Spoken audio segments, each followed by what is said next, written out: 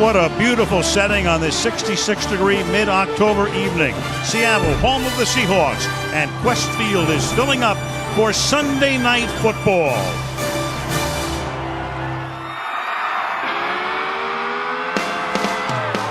The red carpet is the scene tonight. The crowd is going crazy here. Sunday night is football night.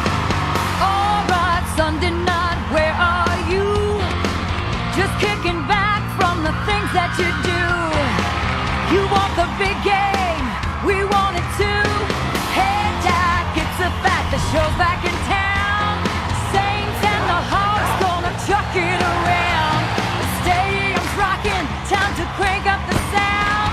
The NFL's best have come to play. For every fan, there's just one thing left to say. I've been waiting all day for Sunday night. The tuck it run in the primetime fight.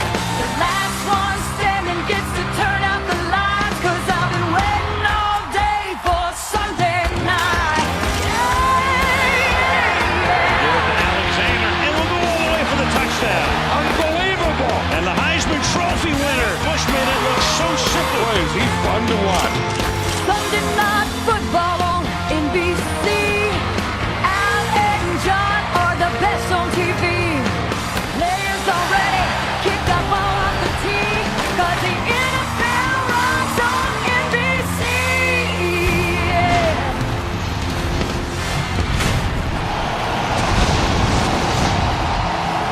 With a record of 3 wins and 2 losses, the Seattle Seahawks making their entrance out onto the playing surface at Quest Field in Seattle, ready to take on Drew Brees and his New Orleans Saints on NBC's Sunday Night Football. Al Michaels, along with John Madden, Andrea Kramer, welcome to Seattle. The Seahawks are trying to win the NFC West for a 4th consecutive season, go to the playoffs for a 5th consecutive year. They started out 3-1 and then turned in a dreadful performance last week. Shut out by Pittsburgh 21-0. Only the second time that a Mike Holmgren team in his 16 years as a head coach has been shut out. The Saints, meanwhile, the feel-good story for 2006, but nobody's feeling very good in New Orleans right now. They're 0-4. Drew Brees has 1 touchdown pass and 9 interceptions. The team has 1 sack in 4 games, and they've lost Deuce McAllister for the season to knee surgery. John, we all thought before the season the Saints were a good team, not a one-year wonder. So what in the world is going on in New Orleans now? You know, I think it all started in that first game, that Thursday night game that we had against the Colts. And you look at the first half, it was 10-10, and they kind of looked like the Saints of last year. And then the Colts got some big plays on them, and they started to play that soft zone. Then they frustrated Drew Brees. Then he started to force the ball, and that's the way everyone's been playing him ever since. And I think they just have to solve that soft zone. They have to get ahead, play with a lead, and they really do miss Deuce McAllister. Not only that inside running, but that toughness for their offense. They still, of course, have Reggie Bush will be their main man now. Now, as far as Seattle's concerned, I can think of very few teams as successful as Seattle's been in recent years that can look so good one week and so horrible the next week. Why is this team so mysterious? You know, I think when you think of Mike Holmgren, the Seattle Seahawks, the West Coast offense, you're always thinking passing the ball. Everything is a pass. And talking to Mike Holmgren the other day, and he says, the point of emphasis this week is running the ball. He said, we have to be able to run the ball. We need Sean Alexander. Then if he does that, then everything else will fall into place. And 2 years ago, he was the league MVP as the Seahawks went to the Super Bowl. So we're set for Sunday Night Football in Seattle. Matt Hasselbeck and the Seahawks. Drew Brees and the Saints on Sunday Night Football. 'Cause the NFL runs on NBC.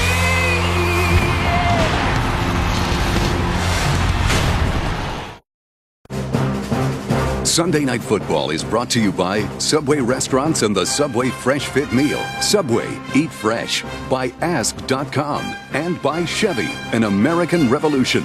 Spanish audio provided by Telemundo.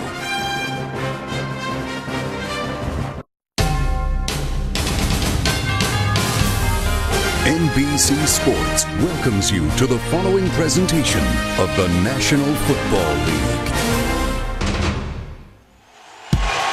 Max Strong came to Seattle in 1993, an undrafted free agent, spent 15 seasons with the Hawks, played up until last week when in Pittsburgh he was hurt.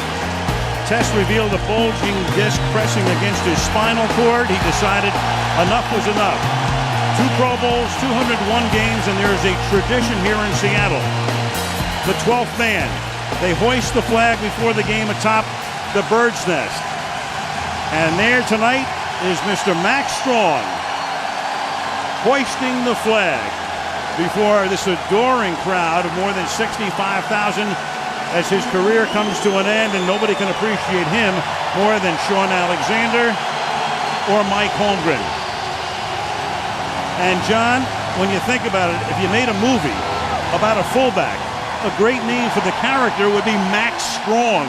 Yeah, and he fit that too. I mean, he was the tough guy. He was the lead blocker. He did all those things that maybe you don't notice, but are very important to a team. And a coach loves those kinds of things. Saints to kick off. Steve Weatherford, not Olindo Mari to kick. But Mari will kick field goals tonight. Josh Wilson, a rookie, runs it back out to the 23-yard line. And we'll take a look at the Seahawk offensive starters. Matt Hasselbeck, Boston College. Sean Alexander, Alabama. Leonard Weaver, Carson Newman College. Nate Burleson, University of Nevada. Bobby Ingram, Penn State. Marcus Pollard, Bradley. Walter Jones, Florida State. Rob Sims, Ohio State University. Chris Spencer, Ole Miss. Chris Gray, Auburn. Sean Locklear, NC State. And it's Weaver, the man who will be taking the spot of Strong.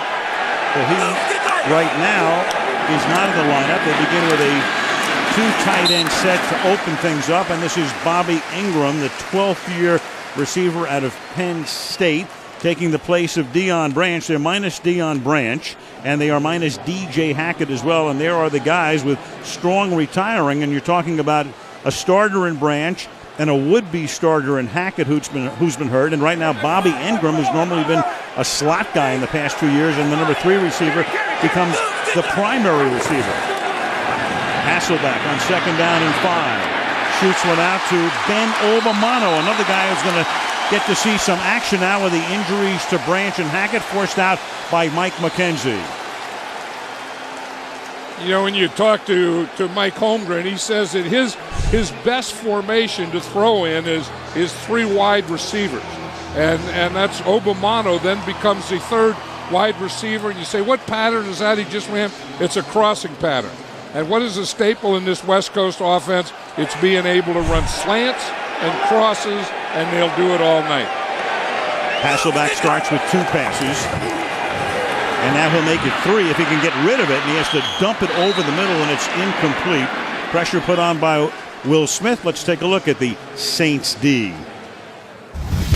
Charles Grant, Georgia. Hollis Thomas, Northern Illinois. Brian Young, UTEP. Will Smith, The Ohio State. Scott Fujita, Cal. Mark Seminoff, Kansas State. Scott Shanley, Nebraska. Mike McKenzie, Miami Northern Senior High. Roman Harper, Alabama. Josh Bullocks, Nebraska. Jason Kraft, Colorado State. 2nd down and 10 now. Here's the first running play of the night. Sean Alexander will cut it back, and Alexander, who has saved some of his best games for prime time, whether it's Monday or Sunday or any other night of the week, gets to the 44-yard line. It'll be 3rd down and 3. Yeah, and the thing that Sean Alexander does so well, he's not a slasher. He's not a north and south guy, and he's not a strong cutback guy. He's a weave guy. I mean, he'll start one way, get the defense going that way, and then just kind of weave it back like that. And when he's doing that, that's when he's at his best. 3rd down and 4. This is rare. The Seahawks in shotgun.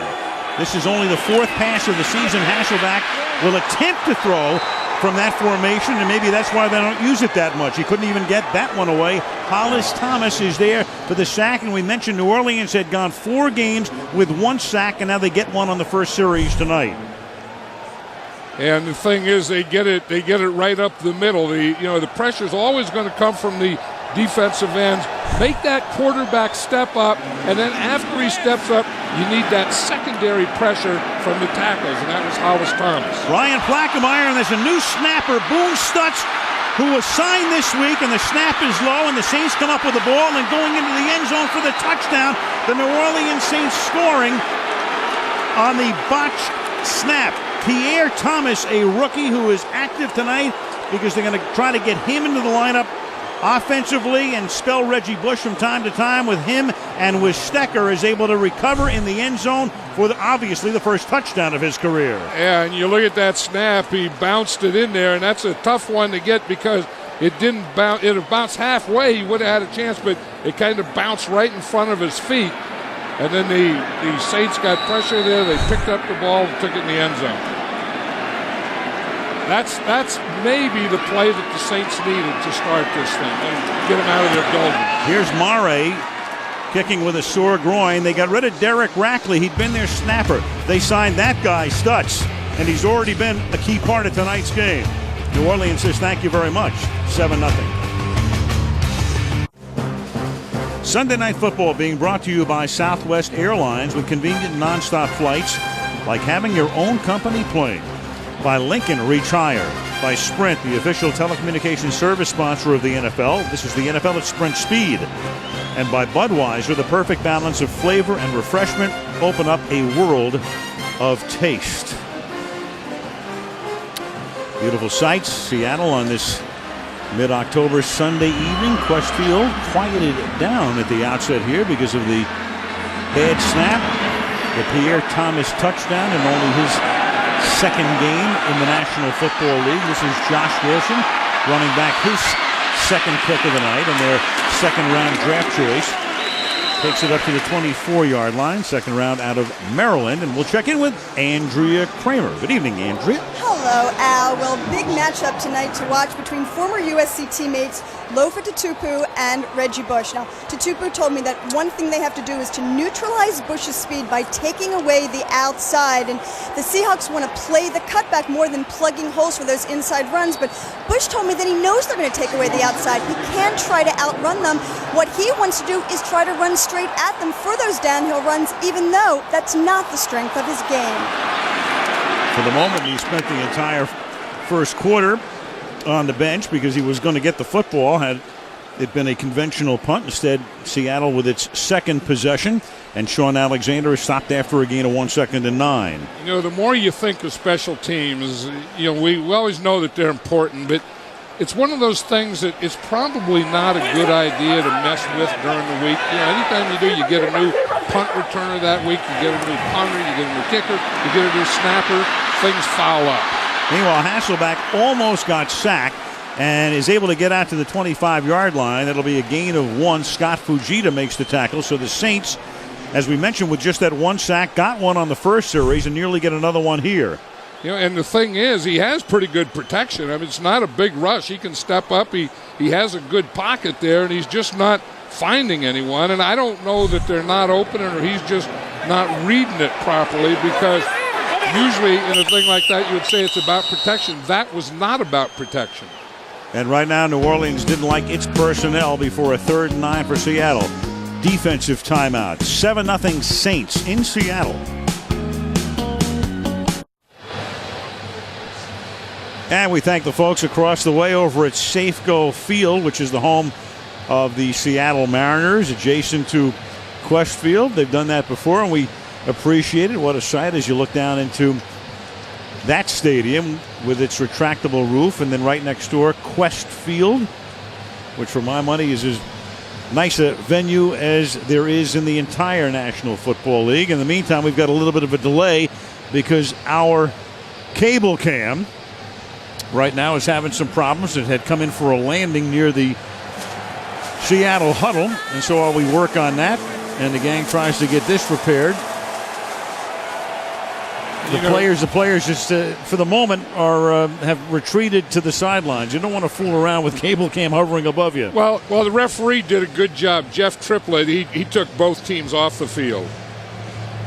Back in a minute. From Puget Sound this week to the Rockies next week, it's the Pittsburgh Steelers against the Denver Broncos. Each of those teams with a week off this week. Coverage beginning at 7 Eastern and 4 o'clock Pacific. Football night in America. So far, the Steelers with a mark of 4-1. Willie Parker leading the league in rushing through last week. And the Denver Broncos trying to rebound after their thrashing at the hands of San Diego last week. 2-3 at Invesco Field next Sunday night. Again, the delay here because the cable cam had come down onto the field and referee Jeff Triplett moved the teams off to the side. So they work on getting this repaired. And in the meantime, when play does resume, as you look at Sean Payton and the New Orleans Saints, there's Triplett going over things on the sideline here. And the cables that guide cable cam and provide some spectacular shots. But this is the downside to it, something that almost never happens. But right, once in a while it does. Yeah, and Mike Holmgren's thinking, and Sean Payton, their coaching, I know what to do if things come right at us. I know how to attack that, and if things come around us, in front of us, and they try and get deep, but I don't know how to handle anything that comes from above us right down on us. Or below you. I don't know, wherever it may be now. New Orleans on top 7-0 if you're just picking us up. Brand new snapper, and here's his first snap. Boone Stutz snaps it through the legs of Plaquemire. And then the Saints, as the ball squirted loose, wind up with a touchdown as Pierre Thomas, a rookie from Illinois, takes it into the end zone. And there was Stutz, who has come over, replacing Derek Rackley. He'd also replaced Rackley in Atlanta last year. Stutz had been snapping for Atlanta in the month of September, and then they picked him up this past week. And that's the kind of thing, John, not only is it embarrassing and you've cost your team a touchdown, but he's got to spend the rest of the night on every snap thinking about it. Right, and everyone else. Then your punter starts thinking about that, and your protectors start thinking about that. And the punter is 15 yards back, so it's a 15-yard pass under between your legs. And Stutz put it back there about 12. Triplett to make an announcement, we think. No. We're going to ferry on off to another commercial break. Here in Seattle, Saints on top 7-0. Tomorrow night, Action Comedy has a new name. The name is Chuck. You can catch Chuck tomorrow night at 8 o'clock Eastern and Pacific, 7 Central and Mountain, right here on NBC. Well, cable cam has caused a delay. It's inoperative right now, but they at least have moved it into a position where it's not above the field. No, it's right above Boone Stutz. It separated the Seahawks. Half of them are on either side of the cable cam, and the only guy underneath it is old Boone Stutz, who's trying to get his snap straightened out. He's still snapping away on the sideline. Meanwhile, after New Orleans had taken a timeout, play ready to resume now on 3rd down and 9. Maurice Morris is in the backfield, along with Leonard Weaver. Pressure is on Hasselbeck, who gets it away, and the pass is incomplete.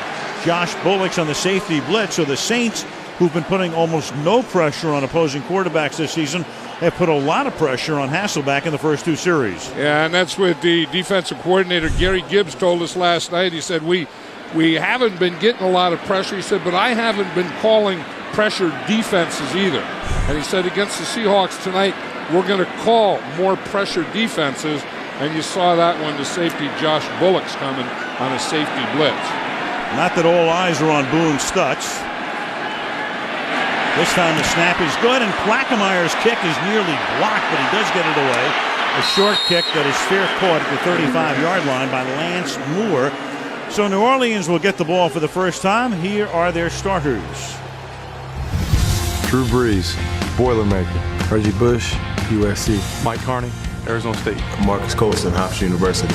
Lance Moore, Toledo. Eric Johnson, Yale University. Jamal Brown, University of Oklahoma. Jamar Nesbitt, South Carolina. Jeff Fain, Notre Dame. Jari Evans, Bloomsburg University. John Stinchcomb, Georgia. First offensive play now for the Saints.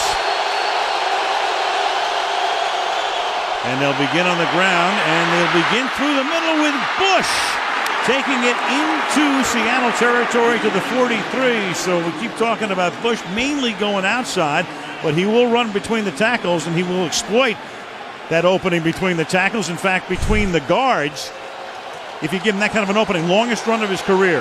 Right, he gets a good lead right there. He starts to his left a little, follows his lead, and breaks off Mike Carney's block. 22-yard gain for him. Here's the play fake. Brees swings it to the Bush on the outside, and Bush will get taken down at the 43. Let's take a look at the Seattle defense. Patrick Kearney, University of Virginia. Chuck Darby, South Carolina State. Rocky Bernard, Texas A&M. Daryl Tapp, Virginia Tech. Julian Peterson, Michigan State. Lof Tupu, USC. Leroy Hill, Clemson. Marcus Trufant, Washington State. Deion Grant, University of Tennessee. Brian Russell, San Diego State. Kelly Jennings, the U. The U is in Miami. 2nd down and 9. Aaron Stecker is in the backfield this time. Bush is in the slot, and Bush makes the catch, and his college teammate, Lofa Tupu, the two of them played together at USC about a year apart. Tupu got drafted by Seattle, and then Reggie went into his last year there. The two meeting again here. 10 minutes to play in the first quarter. Drew Brees last year, a tremendous year in his first year with the Saints. You look at the numbers right there in the first 4 games. This year, 1 TD, 9 picks. 3rd down and 8. Seahawks are in nickel defense, 5 defensive backs. And it's a draw. And this time they run Stecker to the 38-yard line. And it will be 4th down. Jordan Babineau in on the tackle. And the Saints will send in their punting unit. And I don't like that call at all. I mean, Sean Payton is a very aggressive play caller, and I don't think that a draw on 3rd down to Stecker in very good field position is a play that you should call. With Bush out of the game as well. Weatherford to take the snap. Steve Weatherford angling his kick toward the far sideline and boots it into the end zone for a touchback. And the Seahawks will begin this drive from the 20-yard line. Hasselbeck, through the years, a lot of success here in Seattle. His favorite targets, though, have included Darrell Jackson, no longer here, went to San Francisco in an offseason trade. They got rid of Jeremy Stevens, the tight end, as well. Bobby Ingram is here with 13 career touchdowns. Corin Robinson is gone. So for Hasselbeck, he's got Ingram, and of course, they brought in Branch from New England for a first-round pick. He's hurt. Hackett's hurt as well. Alexander starts here with no gain. It'll be 2nd down and 10. He runs right into Charles Grant. And I think that Mike Holmgren thinks, and I think Matt Hasselbeck thinks also that he worries too much about that. You know, that I don't have Deion Branch. I lost him. We had a game plan around him. Now what do I do? And Matt Hasselbeck said, I just have to go and play. It doesn't make any difference who's in there. You know, I can't anticipate where they're going to be. I just have to throw it to him. Mike Holmgren says the same thing. He's thinking too much. He's worrying too much. And there's nothing he can do about it. He has to be like the Patriots. Just plug a guy in and go. He frets a lot. He does fret a lot. 2nd and 10. Alexander swings to the outside, and Alexander gets it up to the 30-yard line and close to a first down. And that's what the Seahawk fans want to see. The undercurrent here is that they think Alexander is not what he was. They think he's not running hard enough. He's 30 years old, which is about a time, of course, when all running backs begin to see some diminishment in skills, but they want to see some hard, tough running from him. Yeah, here's a good block here. You see Chris Gray, he just takes Brian Young out, and that creates the first layer for Sean Alexander. And you know, it's a little tough to run with a cast on your left hand, too. Here's Maurice Morris, his backup. Morris will see more action, and Morris is down before the ball squirted out at the 35-yard line, and there is the cast, which he's going to have. You'll see it in a second on Sean Alexander. He's going to be wearing that for a few more weeks. Well, you know, the tough thing about it is, one, he has to carry the ball in his right hand, which is okay, but when Sean Alexander, over the years, he was great at using his offhand at pushing away blockers. He was very good at that. 2nd and 6, and they swing Weaver out of the backfield. And Weaver, the man who will supplant the retired Max Strong, makes the catch, gains 22 yards, and a first down for Seattle at the 43 of the Saints. The Saints were in a cover 3, so on a cover 3, the corner on this side has deep outside. So if you can drive him deep with the outside receiver and then get that fullback into the vacated area, a lot of times there's a pretty good hole in there just like that. From the 43, the fake to Alexander. Hasselbeck has a lot of time. He sends one down toward Ingram, but it's underthrown. Ingram was being covered by Mark Simino, the linebacker. So the middle linebacker went out with him, and Hasselbeck couldn't lead him enough. I think he picked up Ingram a little late on that one. Had he seen him a little earlier and been able to get more on that ball, that could very well have been a completion. I mean, that's what you look for. That's what you dream about, to get your wide receiver on their middle linebacker. And that ball kind of dropped there at the end, but Bobby Ingram should have caught it. Second down and 10. Hasselbeck fires over the middle, and that pass is incomplete. Oh, he was late on that one. He had his tight end, Marcus Pollard, wide open down the middle. And he was a little late on that. By the time he saw him or figured it out, he comes too late on it. We can see Pollard here. Watch number 88 right here. See him right there? He's wide open. And then by the time, Matt Hasselbeck got over to that read, it was too late. And Roman Harper got his hands on it. The safety was able to deflect it. Third down and 10 now. Again, a split back set for the Seahawks. Hasselbeck stepping up. Hasselbeck looking for 6. And the pass is knocked down in the end zone. Mike McKenzie with Nate Burleson. McKenzie, the veteran safety, been around for 9 years, started his career in Green Bay. Got him in a trade in 04 with the coverage on the play. Fourth down. Yeah, and he's their best cover guy, and Weaver gets a good block here. I mean, that's one thing that fullback has to do, is you have to be a good pass protector. McKenzie does a good job. This time a perfect snap from Stutz. And a fair catch is called for at the Plaquemine pick at the 13-yard line by Lance Moore. Saints take over deep in their own territory. 6.5 left in the opening quarter. New Orleans 7, Seattle nothing. We're going to have to get up on them early. We're going to have to take the crowd out of the game. And this is a hostile environment. With the 12th man and everything, it's a tough place to play. They've established that here over the last few years, and it's going to take a lot of focus and concentration on our part. Well, that's what the Saints did. They did quiet them early, scoring on the botched snap and the recovered fumble. Pierre Thomas with a touchdown, and now the crowd in full throat. At the 14-yard line, Aaron Stecker is the back. Stecker makes the catch on the middle screen. We have our first flag of the night as he takes it out to the 24-yard line. Aaron Stecker, a member of Tampa Bay's Super Bowl winning squad following the 02 season. Drew Brees really had to get rid of that one right at that time because Darryl Tapp, the right defense end, was right on him. Ineligible downfield on a forward pass. Number 67 in the offense. 5-yard penalty, still first down. That's the left guard, the 9-year veteran Jamar Nesbitt. Now, that screen pass is a timing thing. And anytime you get a little late with your timing, you'll usually find an illegal man downfield. Because everything is happening behind that offensive lineman. And so he does everything on timing. He doesn't look or see. First and 15. Here's Bush. And the Heisman winner takes it up to the 14. We were discussing it during Football Night in America with the guys. And, with Deuce McAllister gone, Bush has to see more action. But to expect him to be the heavy-duty guy is really not something that you can expect from him. You're right, John. You got to work him to the outside, even though he looked great on that run up the middle on the first series.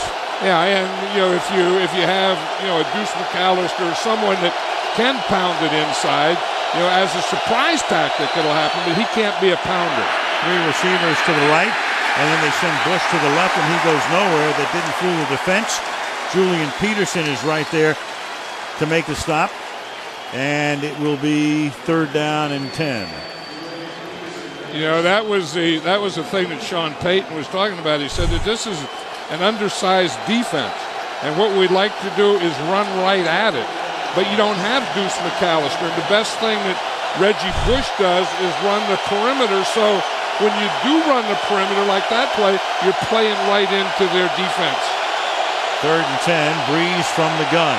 Backs up, throws, Bush in traffic, makes the catch, and that's what Reggie Bush does so brilliantly. Looked like he was stopped for no gain, swings to the outside, uses the speed to turn the corner, accelerates up the sideline, gains 11, moves the chains. Right, and there's a lot of ways to get Reggie Bush to the perimeter. You know, it doesn't always have to be on a run.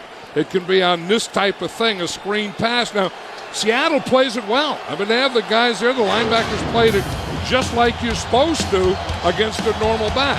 Reggie Bush with those moves on that last play wasn't a normal back. Peterson and Hill each had a chance. 5, they'll toss it to Bush, swinging to the outside, cuts it back, gains 3. Up to the 28-yard line. Bush has now played 20 games, 16 last year, 4 this year. 3.5 yards per rush, nothing to write home about. 18 yards had been his longest run, but he ran for 22, so that is now his longest. 100-yard rushing game and 113 receptions coming in. One of the reasons he's only had that 100-yard rushing game is because Deuce McAllister has been the guy. Right, and he's such a good pass receiver, too. I mean, that Deuce McAllister was their best inside runner. Reggie Bush, their best receiver out of the backfield, and now he's their runner and receiver. Here's Stecker now on a draw, and that will go nowhere. Lofa Tupu, the middle linebacker, now in his 3rd year of the USC second-round pick in 05 with the stop. It'll be 3rd down and 10. Sean Payton was saying the thing that we have to do is we have to get a helmet. If we're going to run, and we're going to run inside, we have to get a helmet on Lofa Tupu. That time, they got nothing on Lofa Tupu. Not even half a loaf. 3rd and 11.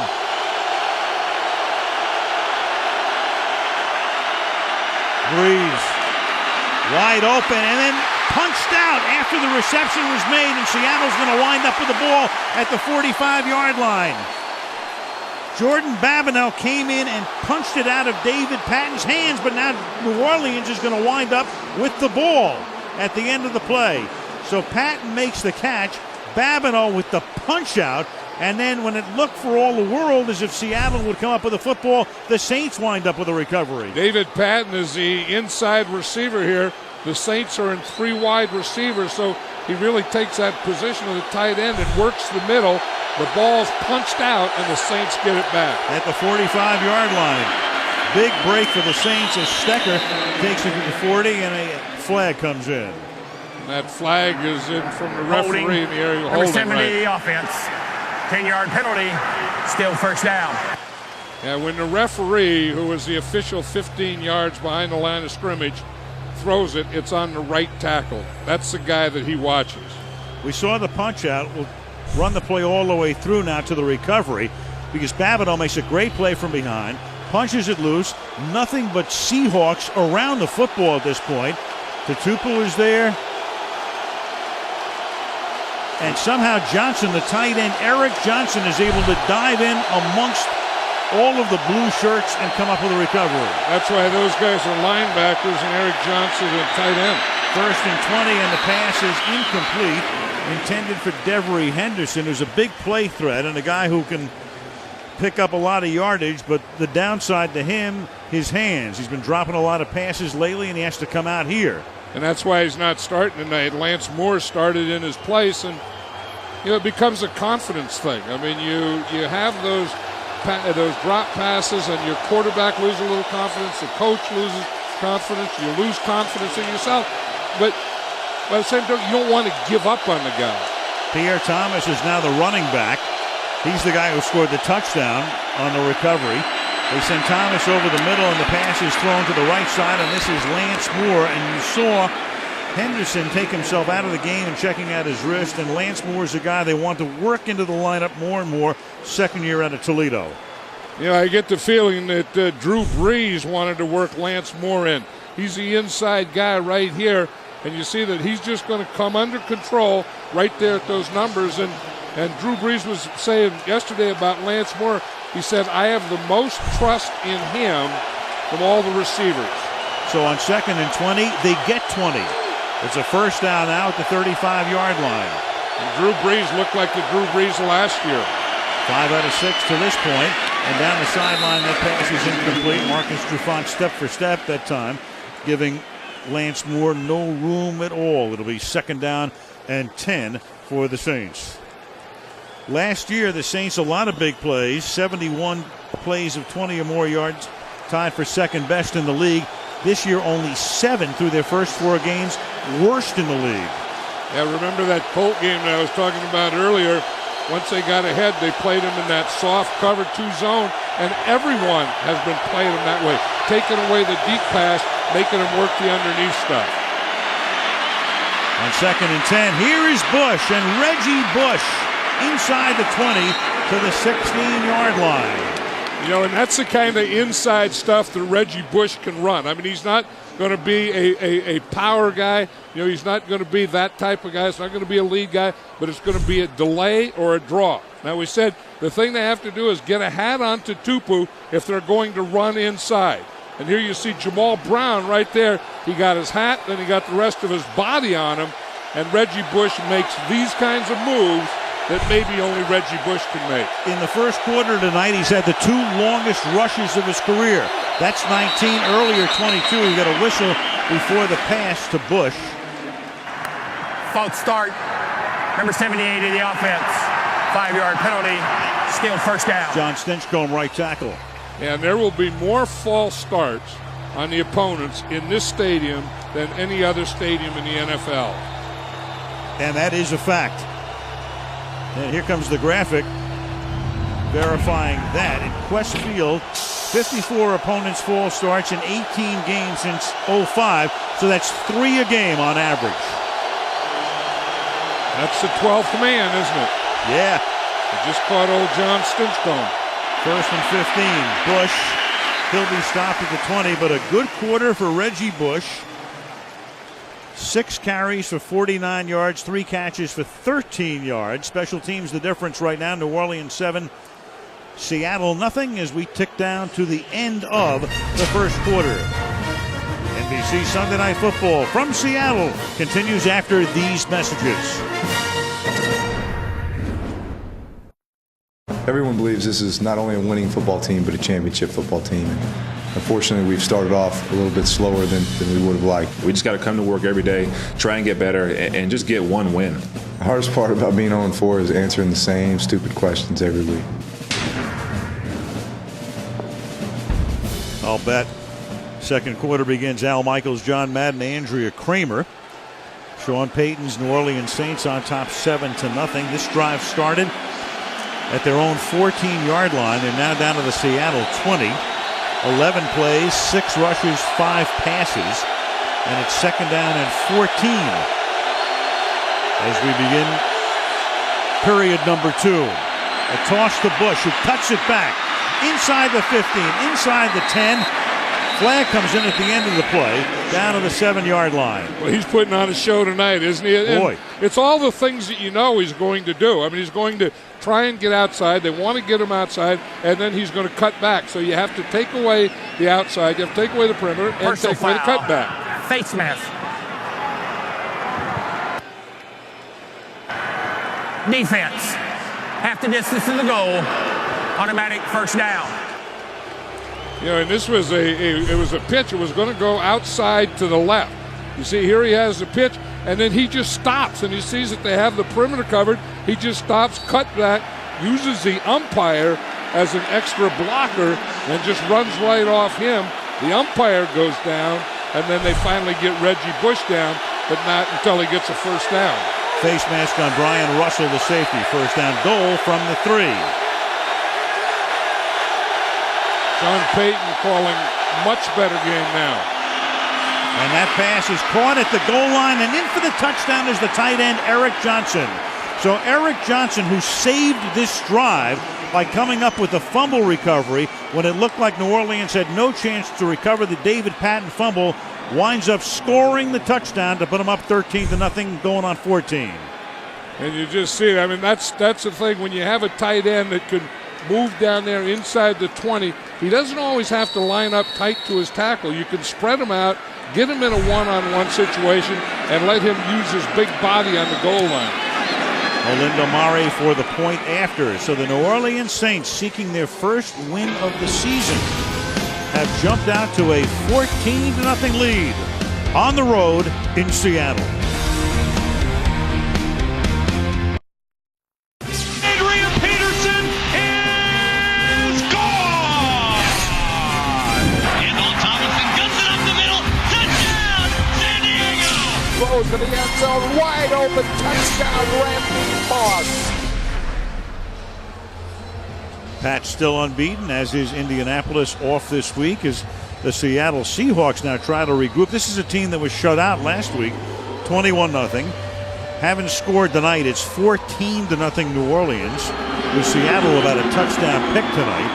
And Weatherford will kick off and bounces it at the 11-yard line, hauled in at the 4 by Josh Wilson, the rookie from Maryland. Drafted as a cornerback, takes it up to the 30-yard line. Some noteworthy action today. Tom Brady, phenomenal start. New England, phenomenal start. 3 or more touchdown passes in each of his first 6 games. First player in history. And then Adrian Peterson, the big difference in that Minnesota-Chicago game. After Chicago had caught him, then he wins it at the end. And LaDainian Tomlinson in the last couple of games looking like the LT of old. San Diego seems to have things together now. He scores 4 touchdowns. They beat Oakland. Beautiful sight. There's the Hawks nest in the end zone. Here is Alexander up to the 33-yard line for a gain of a couple. You know, John, I'm thinking about Reggie Bush here for a second. It's so funny how, last year he looks good. Mario Williams is okay in Houston. Everybody says, how could Houston possibly pass on Bush? Reggie gets off to a slow start this year. Williams looks pretty good. People begin to say, well, maybe Houston knew what it was doing.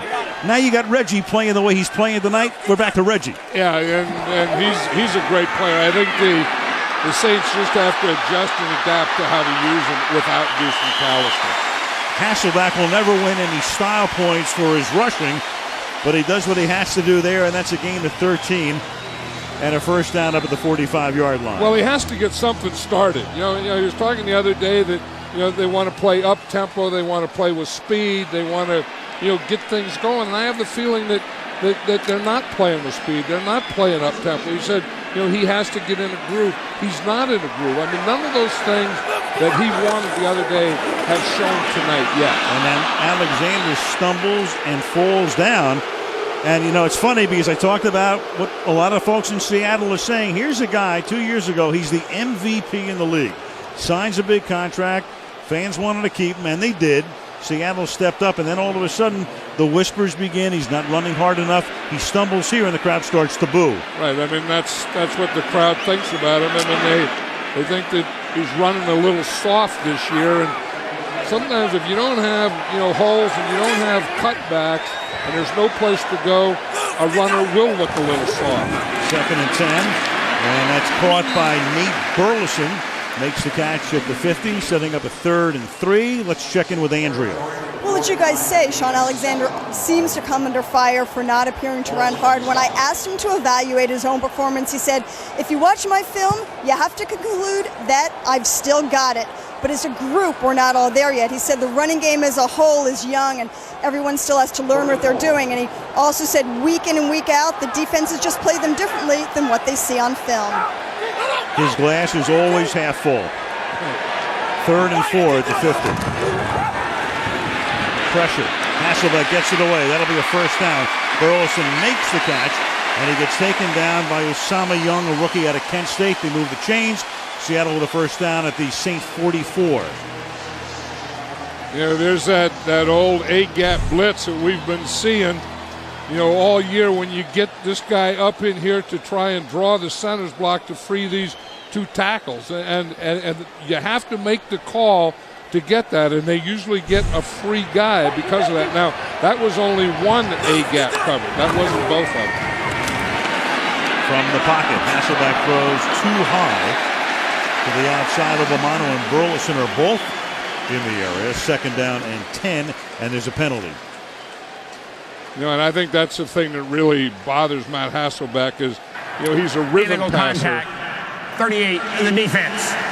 5-yard penalty, automatic first down. It's the rookie Usama Young. And he's the nickel back. That's why he's in there with 5 defensive backs. But Matt Hasselbeck is a rhythm passer, a rhythm quarterback, a tempo guy, and everything has to be in rhythm. And if you throw the rhythm off a little, for whatever reason, pass rush, his being a little slower, not knowing exactly where his receivers are, then that will throw the thing into ugliness. Here's Alexander to the outside. Holmgren was telling us the other day that until last week, and that was a disaster for the Seahawks top to bottom, but Hasselbeck was off to the best start of his career in the first 4 games. Right, and then he got a little frustrated, and I watched the film and I could see that. I mean, I had the same feeling watching the film that Mike Holmgren did, that when he lost Deion Branch, he wasn't exactly sure what to do or where to go because he was going to be such a big part of the game plan. And then he got frustrated, and finally in the fourth quarter they put center for Wallace. 2nd and 7. As Alexander takes it for about 4, that speaks to what you were talking about before, John, where he frets. I mean, Tom Brady lost Deion Branch, and it didn't matter. Matt Hasselbeck lost Deion Branch, and he frets about it. Yeah, and that's exactly what he is. And if there's any piece left for him to become, a great quarterback or a top quarterback, he has to be able to handle adversity. And that's what Mike Holmgren said the other day, that's the last piece in his development is, can he handle adversity, or how does he handle adversity? If Groucho Marx were here tonight, threat would be the word, right? That the Buck would come down with 3rd down and 3 to the outside. Burleson trying to get the first down, and Josh Bullock's trying to deny him, but he does get the first. Forward progress takes him across the yellow line to the 28-yard line. Saints defense coming into the game, a lot of ugly numbers. We talked about the 1 sack, but the opposition passing rating was the highest against the Saints of any team in the league. In other words, the opposing passers 114-7 against the Saints, so they were dead last in the league. Seneca Wallace is now in the game. The backup quarterback who comes in as a receiver. And Hasselbeck will send it downfield. Obamano fell down, and the pass is incomplete. 87, Obamano was there, and Roman Harper almost had the pick. I think the fans are booing now because they want pass interference, but that's a good time to do it. I mean, it was first down. You have good field position. Take a shot here is a good play. So the fans thought there that was pass interference. I don't think so.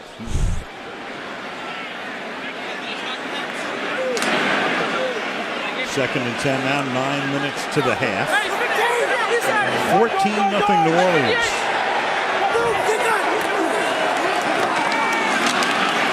Alexander goes nowhere through the middle. Big number 99, Hollis Thomas, one-time Philadelphia Eagle, now in his 12th year is there to make the stop. And that's where they have to get the movement. We talk about guys missing guys and Deion Branches in there. I don't think that this Seattle offense has ever recovered from losing guard Steve Hutchinson. I thought that they not only lost a top offensive lineman, but a tough guy. And maybe this Seattle offense doesn't have the toughness that it had at one time. He went to Minnesota, and it's funny how the most anonymous position in football can turn out to be so key. And that pass along the sideline is nearly picked off by Usama Young with the coverage on Nate Burleson. And that will make it 4th down and 8. So the drive stalls. It started back at the Seattle 29.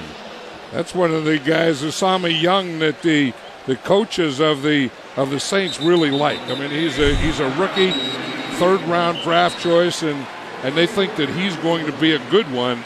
They're using him in nickel now, or 5 defensive backs. Injury timeout before the field goal attempt.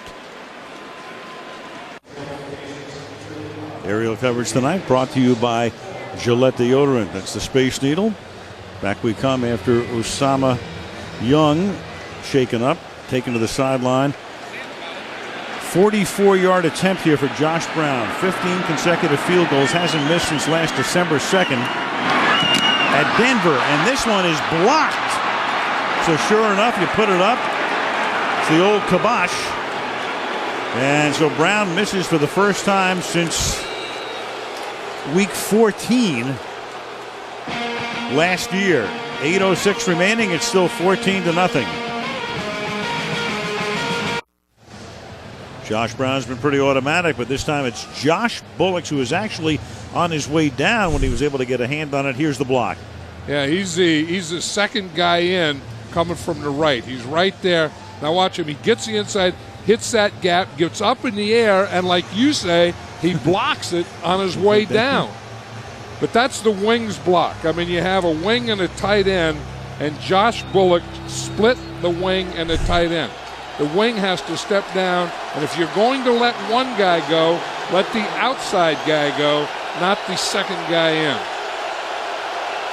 Saints now begin this drive from their 34-yard line on top 14-0. Bush had a great first quarter, takes it up to the 38-yard line. Brian Russell makes the stop. That Seattle defense, the strength of it would be the linebackers. They picked up Julian Peterson last year, and Hill and Tutupu were rookies in their Super Bowl season. Helped to shore up that secondary. And 100 sacks at home, 107 sacks since 05, 58 of them here. And you can see up among the league leaders. Aaron Stecker is the back here. They stack receivers to the left, and that's Bush. And Bush, in that stack, is able to pick up the first down. Sean Payton has a good game plan here, and it's run Reggie Bush inside, run Reggie Bush outside, throw to Reggie Bush outside, line him up outside like this, and throw a screen to him, throw a screen pass to him from the backfield. This whole game plan is built around number 25. 17-yard gain. That's his longest reception of the season. So he's had his two longest career runs and his longest reception of the season in the first half. 7 minutes to halftime. On a roll. Now he goes to Carney, the same Mike Carney who scored 3 touchdowns in one night. We were there at Dallas last year. Brian Russell makes the tackle. That's when the Cowboys weren't covering the flats, and they just put Mike Carney out there in the flat, and no one would cover him, but they're covering him now. You know, just think, though, if this Saint offense were to get the wide receivers involved. I mean, if Marcus Colston started making some plays, or Henderson or Lance Moore or Patton or those guys, then you add that to what Reggie Bush can do, you'd be pretty potent again.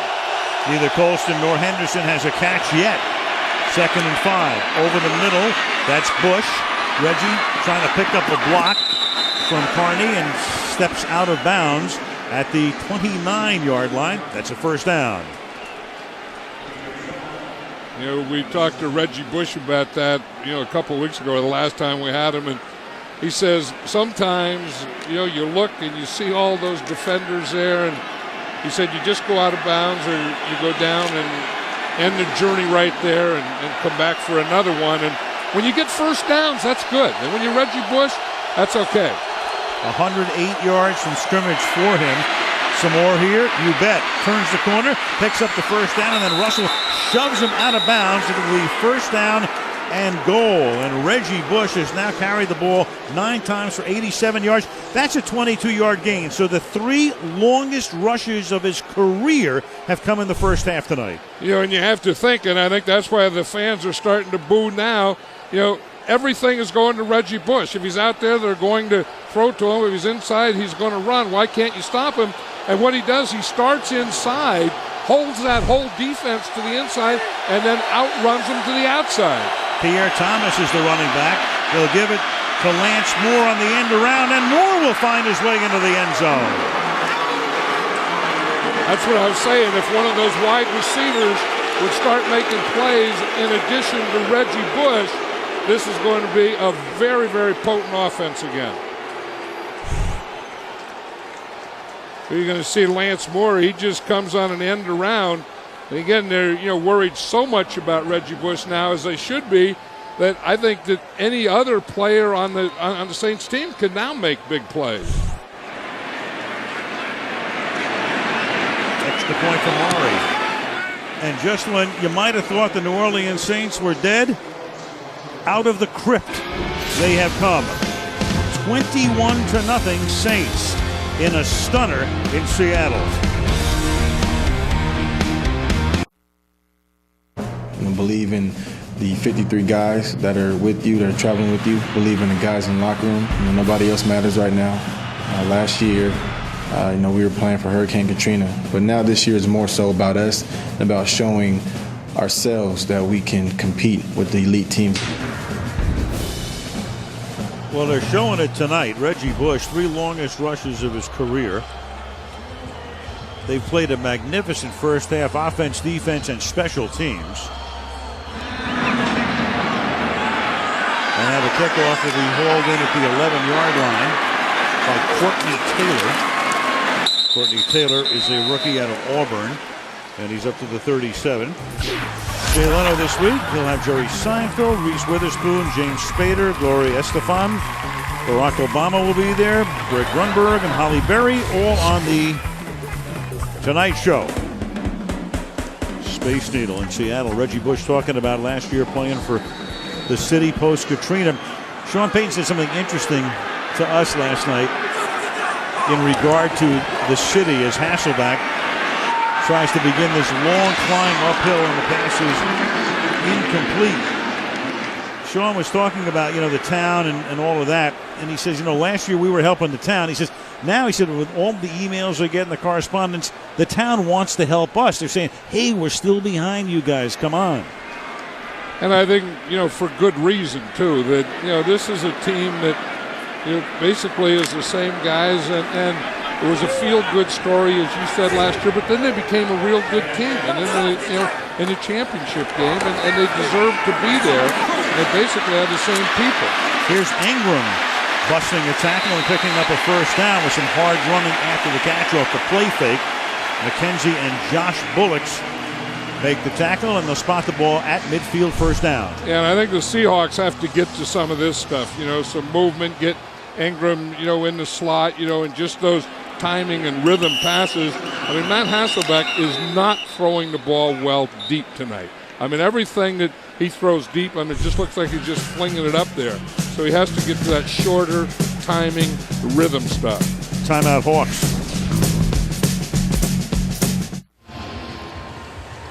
The New Orleans Saints stunning Seattle to this point, 21-0. The Pulse tonight, Hasselbeck has thrown for just 52 yards.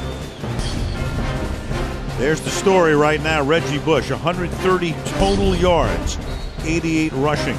Special teams, a touchdown and a blocked field goal for the Saints.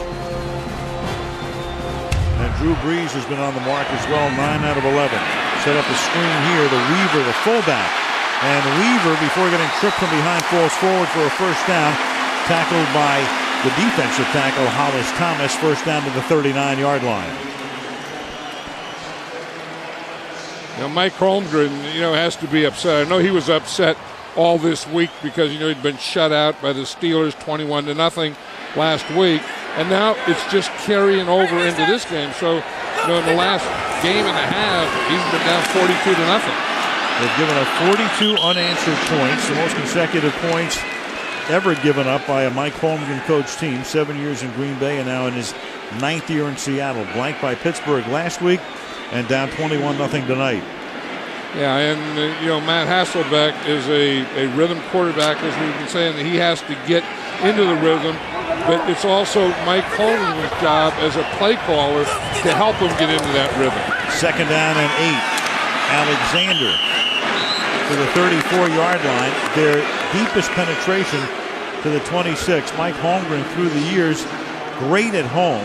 He's won more than 3 of every 4 games at home. 94 and 28. He only lost 7 home games in 7 seasons in Green Bay, and that will get a street named after you. And that's a pretty good list, John. You, Lombardi, and Mike. Best home winning percentage. 3rd and 5. Hasselbeck over the middle. Caught. That's a big first down at this juncture of the game. Ingram moving the chains, and they need a score here. Josh Bullocks makes the stop. 2:45 and ticking down. Yeah, we haven't talked about him yet, but Walter Jones here, the big left tackle for the Seattle Seahawks, is always fun to watch when you do a Seahawk game, because no matter how you break down offensive linemen or tackles or whatever, he is in that elite group. One of the best that is playing right now in the game. That was a 17-yard gain. Now from the 17, their deepest penetration to the end zone, and wide open for the touchdown is Ben Obamano, the second-year player out of Auburn. He almost lost control of the ball as he went down, but he stays in bounds and is able to cradle it for the touchdown. Yeah, that's what Mike Holmgren had to do. We talked about getting his quarterback into rhythm. He does that. 3 wide receivers on one side. One goes short. Obamano goes deep. The other one goes to the inside. So it's a 3-place read for Matt Hasselbeck. Josh Brown for the extra point. Boy, that was close enough. I thought we were going to see a challenge on that, because he was juggling it. Take a look at this again. I mean, you got 2 things in play here: possession and the sideline. I was pretty sure we were going to see a challenge flag. He's going down. You got to have possession, and he's on the chalk. Yeah, well, when the knee goes down, remember that 1 knee equals 2 feet. So when the knee goes down, then you don't worry about the feet anymore. Then you go to the possession. Did that ball come out right there? Boy, I tell you what, I think he got his hand under it. Yeah, I do too. And that's a big thing. If he does get his hand under it, then it's okay. Yeah, never hit the ground. No, that's good. That's a good catch, good call. Cradled it. Kept everything. Yeah, kept his left wrist under it. It was what the Seattle Seahawks needed. It was what Matt Hasselbeck needed. It was what Mike Holmgren needed as a play caller. And it's what this Seattle team needed and the fans needed to get back in the game. I mean, you get down 21-0, and that 12th man is like, you got like 8 men. Seahawks hadn't scored in over 102 minutes. And this is taken in the end zone. Pierre Thomas will down it there. Sunday Night Football being brought to you by Subway Restaurants and the Subway Fresh Fit Meal, Subway Eat Fresh. By Sears, where it begins. By Transformers, own it on DVD and HD DVD Tuesday, October 16th. And by Toyota, watch Toyota's line of scrimmage Sunday nights on NBC. It's the beautiful sight. Seattle. Beautiful weekend up here. Temperature at game time 66 degrees. Now the Saints begin from the 20-yard line. The offense did their part. Now the defense has to do their part. And they just have to have every defense, to me, it's empty backfield now, has to be towards Reggie Bush. Brees to the outside. That's a 5-yard gain. Patton makes the catch. He's tackled there by Marcus Trufant. I mean, I think if they spread Reggie Bush out, I think you have to double him. If they put him in the backfield, I think you have to stack the defense and key that side. And then everyone has to run like heck and tackle him. I think that if they're going to beat you, make those other guys beat you. Don't let Reggie Bush do it anymore. 2-minute warning. Seattle trying to climb back in it. Obamano with a touchdown. 21-7, Saints. Bob Costas, Chris Collinsworth, Keith Olbermann sidling into their seats on the set, ready to bring you the Toyota halftime show. Big moments from Week 6. Adrian Peterson of Minnesota, what a day he had. Pasco to 6-0. Toyota halftime show coming up. 2 minutes to the half. 2nd down and 4. Saints have it at their own 26-yard line.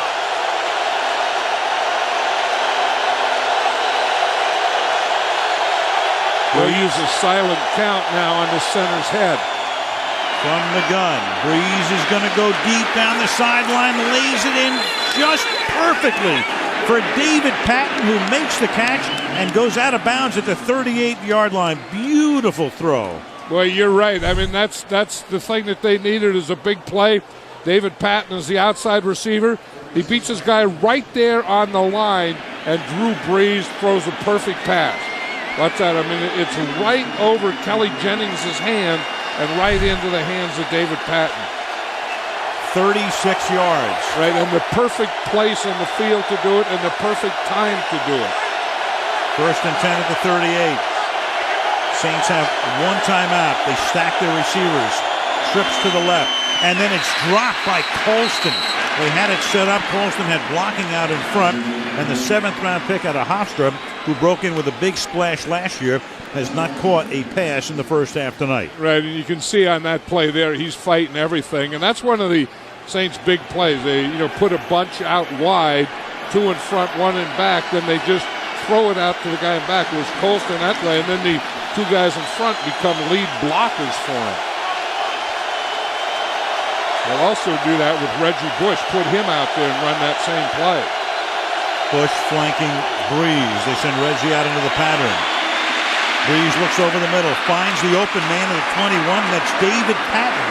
So Patton, who had fumbled before, makes a big catch along the sideline, and then this pass is complete to him for a first down at the 20-yard line for a gain of 18. Right, the Seattle offense did their job. Now the Seattle defense is not doing their job.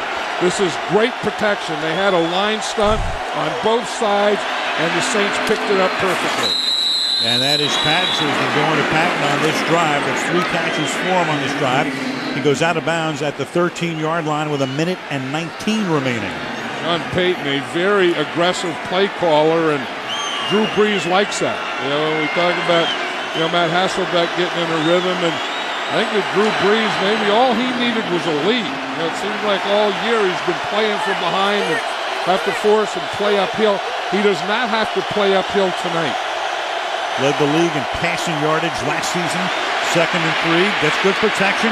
Slings it over the middle. That's caught. It'll be 1st and goal as he goes to the tight end, the former 49er, Eric Johnson, who made a key recovery of a fumble on an earlier New Orleans touchdown drive. Yeah, and you have to give this. I mean, Drew Brees does a nice job. Anderson does a nice job, but that pass protection was special. I mean, if you give an NFL quarterback this much time, where he could look right, look left, come back to the middle, he's going to complete 90% of his passes.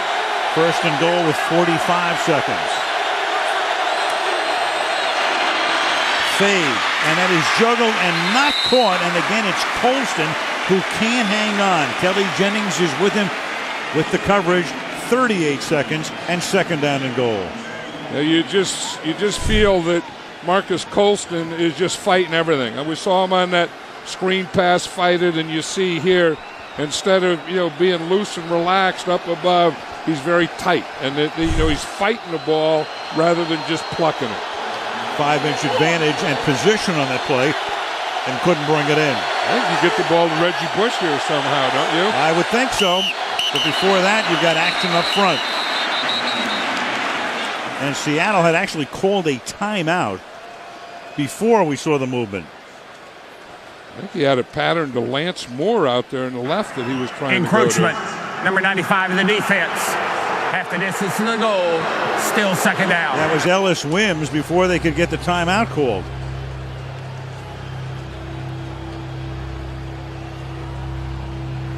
Mike Holmgren's getting frustrated now because he finally got his offense going.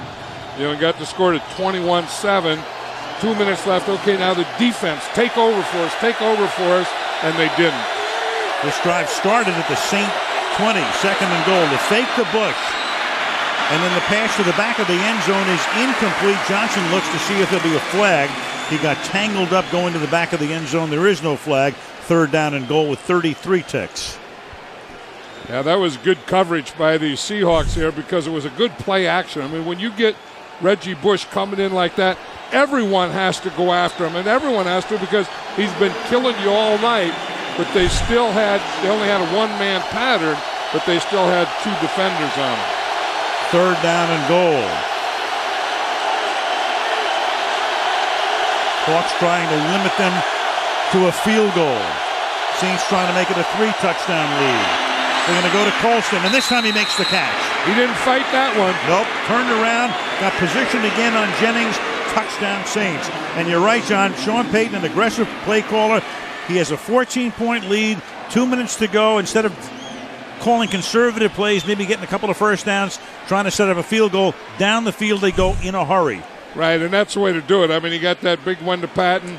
Colston fought two, one in the end zone, that screen pass we're talking about. But, I mean, he's your player. He's going to be a big playmaker for you. You have to stay with him. Murray for the point after. So they go 80 yards in a minute 46, all passes, no runs. Brees looks like the Brees of 06. And the Seahawks, when they needed a pass rush, didn't get anything. So you can say that it was a bad Seahawk pass rush or very good offensive line play by the Saints. Reggie Bush, tremendous first quarter. Overall in the first half, some of the things, it all started here. Longest run of his career. Right through the middle he went. Turns what might have been no gain into a first down. Around the corner he goes. Another long gainer. 3 longest runs of his career. 88 rushing yards for him. And he has 42 receiving yards. And then he set up a lot of stuff because then they had to worry about Reggie Bush. They had to do everything for him. And then what the Saints did on that last drive is they just went to work on Kelly Jennings, the right corner for the Seahawks. Weatherford, the punter, will kick off. Maury with that strained groin, limiting him to field goal attempts tonight and extra points. Josh Wilson brings it back up to the 29. So the Saints in this season, they scored 10 in the opener at Indianapolis, none in the second half, and the only touchdown that night was a Jason David interception return. They had 14 against Tampa, 14 against Tennessee, 13 against Carolina last week, losing at the end on a John Casey field goal. And tonight, 28 on the road at Quest Field.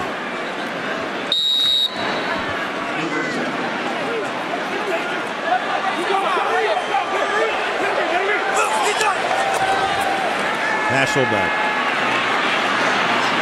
Down the middle, or to the right side to Obamano, and that is caught for a first down at the 47-yard line. He steps out with 17 seconds. Seattle has all 3 timeouts, not that they'll be able to use them here. In fact, they left all 3 on the board at the end of the first half in Pittsburgh last week, but at least one more pass can get them into Josh Brown range for a 3-pointer. What did Mike Holmgren say about that? He blew a gasket or something? Yeah. Blanked out. Blamed himself. He was angry with what Hasselbeck had been doing. Here's Weaver making the catch, and Weaver will go down at the 32, and they will take a timeout here. So now you have 11 seconds. Maybe you take one shot at the end zone or try to get Brown a little bit closer, because right now he's looking at about a 51 or 52-yard attempt. Yeah, and that's a good thing about still having timeouts when you get down to this situation, is you can still throw the ball inside and use a timeout. It's when you don't have timeouts, then you have to get the ball to the boundaries or throw it in the end zone. Saints playing uphill. John talking about that. Last year, they were leading or tied almost 3/4 of the time. Then this year, trailing 57% of the time. But tonight, they have not trailed. And Drew Brees looks like a totally different guy, doesn't he? I mean, he looks more like Drew Brees last year than Drew Brees this year, as does Reggie Bush. And he's done it without throwing a completion to Henderson and just one to Colston. That was the touchdown. Well, he started on that last drive to get to the ball to the outside. I mean, to get it to David Patton. Hasselbeck deep down the sideline, and that pass is incomplete. Intended for Obamano. Now you're down to 6 seconds, and you have to bring Brown in. That's one of those plays, to me, doesn't make any sense. Right. Either go to the end zone or, get a 10-yard gain. But that's like a 24-yard gain that puts you out of bounds at the 6. Then what? You're still going to kick a field goal. Yeah, right. That's in between and betwixt. I mean, if you're going to play for a better field position, you still have the timeout to just hit the ball to the inside. If you're going to take the shot, you have to take it into the end zone. Brown had one block earlier. And now New Orleans. Well, this is de rigueur, of course, in the NFL these days. You call a timeout before a guy tries to kick a field goal. Sean Payton told us last night that he wouldn't do that. He said, if I have that situation, he said, what I'm going to do is fake it. I'm going to go up there like I'm going to call it, then I'm not going to call it. And that was between yesterday and today he changed his mind. Yesterday I felt that way. Tonight I don't feel that way. This is where we've come, folks, in the year 2007. Coaches are faking timeouts.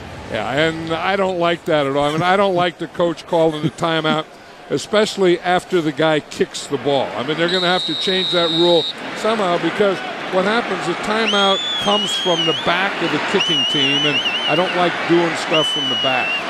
Plackemeyer holds. Brownie, 52-yard attempt on its way, and it's good. So they end the half on an up note, but it's going to be a big-time uphill struggle for the Seahawks at home, trailing 28-10. Still 2 seconds remaining, so time for a kickoff. Ryan Plackemeyer, the punter and the holder, does a good job of getting that ball down. You know, it's all three parts. You have to have a pretty good snap, and you have to have a good hold, and then the obvious is a kick. That ball was the snap was a little inside, and Plackemeyer had to get that ball down out there, and I think he did a good job. As my longtime aide-de-camp George Hill out of Port Angeles puts it, what has Brown done for you lately? He's done a lot. He kicked 4 game-winning field goals, either at the gun or close to the gun last year. He was probably their MVP last season. What did George Hill say about the one that was blocked? What has Brown not done for you lately? No, he's something, you know. I mean, a lot of times we forget, you know, we always think the quarterback, the running back, wins games for you, but that kicker is a big, big part of it. And this is Pierre Thomas, who scored a touchdown tonight on the fumble recovery after the bad snap on a punt. And that's the end of the half. What a half for Bush and for the Saints. They lead it by a score of 28-10 with the Toyota halftime show. Bob and the gang from New York coming up after these messages. But we definitely got to come out second half this game and finish.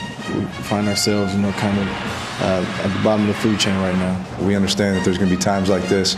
You have to fight through this adversity. It only makes you stronger in the end. And our time will come. It's just going to take one spark, and our time will come. You got to know how to handle the licks like we took last week and bounce back and have great performances. We don't care what anybody's record is, what they've done, good or bad. The sky's the limit for us. We have all the talent, all the right positions, great leadership, a real blue-collar work ethic that runs through the whole team. There's no game that you can't win, but there's no game that you can't lose. And every week you got to bring your best or you're not going to win.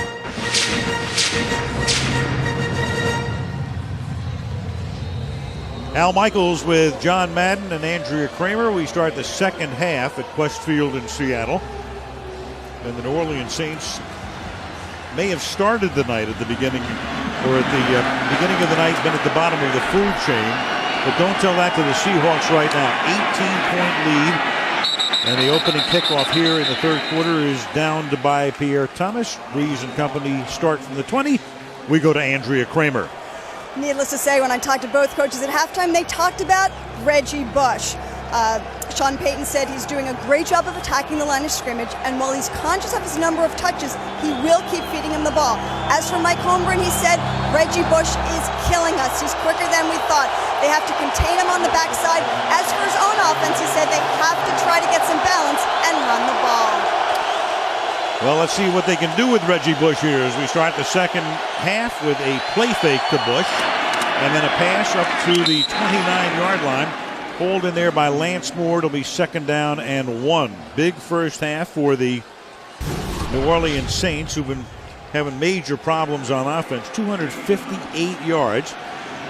Seattle with 193. And a big turnover by Seattle resulting in a touchdown.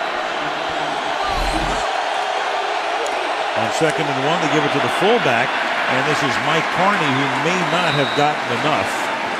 And they're going to spot it shy of the 30-yard line, so it'll be third down and inches. You know, the dilemma that Seattle has now is they weren't getting any pass rush, so they're going to have to do some blitzing, but they have to help Kelly Jennings. I mean, that's where they were going to work. So one hand you say they ought to play more cover 2, but on the other hand, they have to pressure. So that's the chess match that'll be going on if the Saints get a first down here. 3rd and inches where Deuce McAllister would often get the ball. This time it's a sneak by Brees. And we'll wait to see where it winds up when they unpile. But on 3rd and inches with McAllister, when he was in the lineup, of course he had ACL surgery. He's done. Brees keeps it himself. The nose of the ball just has to touch the 30-yard line stripe. That's it. If it does that, it is a first down. You see Reggie Bush come running in there. I think he saw or thought he saw someone from Seattle move that ball, because he was back about 5 yards and he came running up into that pile. This is one of those things where you really don't even have to measure, because when you start at the 20-yard line, the nose of the ball is on the stripe at the front of the 20-yard line. They're going to be a little bit short here. You bring in the chains. If he has a first down, those chains aren't. No, you see, it's perfect. I was going to say it's not an official 10 yards. It's real simple. You don't even have to measure in that situation. The nose of the ball just had to touch the chalk at the beginning of the 30-yard line, and it didn't.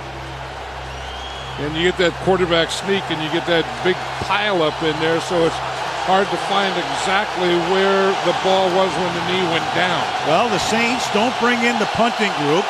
They're at least going to line up to attempt it on 4th down. And they're going to go for it, and Brees with a leap. The Seahawks say no, but again, it's a forward progress situation, and it will be a first down. The line judge comes in, and you can see when Brees went up in the air and reached forward, it's the furthest part of where the ball winds up as he's reaching across. And then when he's thrust back, that doesn't matter. No, the ball just has to cross the line, and it does right there. So that is a first down, but that's a very aggressive play call. And we said earlier that Sean Payton is an aggressive play caller. Remember, last year, the Dallas game, he made every aggressive call you could make in a game. Here's Bush to the outside. I'll tell you, that is really a gutsy call. But, you know, you start the year when you're 0-4, there's a tendency to say, okay, let's make gutsy calls. But then you're 0-4 with an 18-point lead deep in your own territory to start the 3rd quarter. You figure, well, maybe I'll get a little conservative. You know, and they're in a division that they really feel that they can still win the division. I mean, it's not like they're in there with the, you know, Patriots or the Colts or someone. So, you know, as, you know, being 0-4, they came in here confident at the end they can still be there. Now Bush, no room there. Reggie up to the 32-yard line. Tackle Brendan Mebane, rookie out of California. 3rd and 9. Now I think that, you know, some of those things that the Saints were able to do at the end of the first half in this field position, they'll probably go back to. I would imagine that the Seahawks are not going to leave Kelly Jennings out here all by himself. He's right down here in the bottom right now. He's on Lance Moore. Brees looks the other way, throws, and that's going to be caught for a first down by David Patton, who was covered that time by Marcus Trufant. And another 3rd down conversion to go with an earlier 4th down conversion, good for 11 yards. Yeah, they just run over there on that left side. It was Kelly Jennings, and now it's Trufant. You know, Trufant is their best corner. He's their best cover guy, and he just got turned around. He really didn't have to get turned.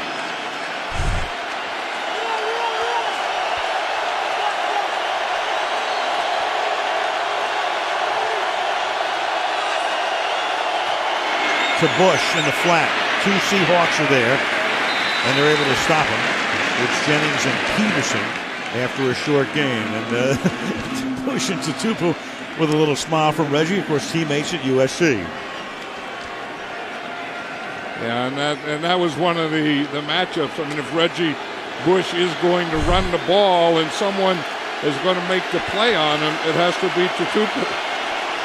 Because where were you in the first half?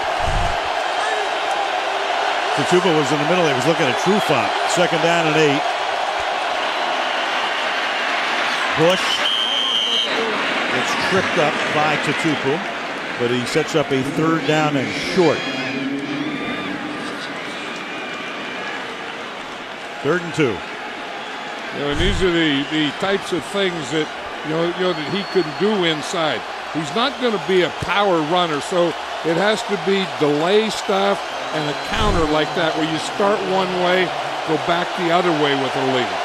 Reggie Bush is not going to be a power tailback.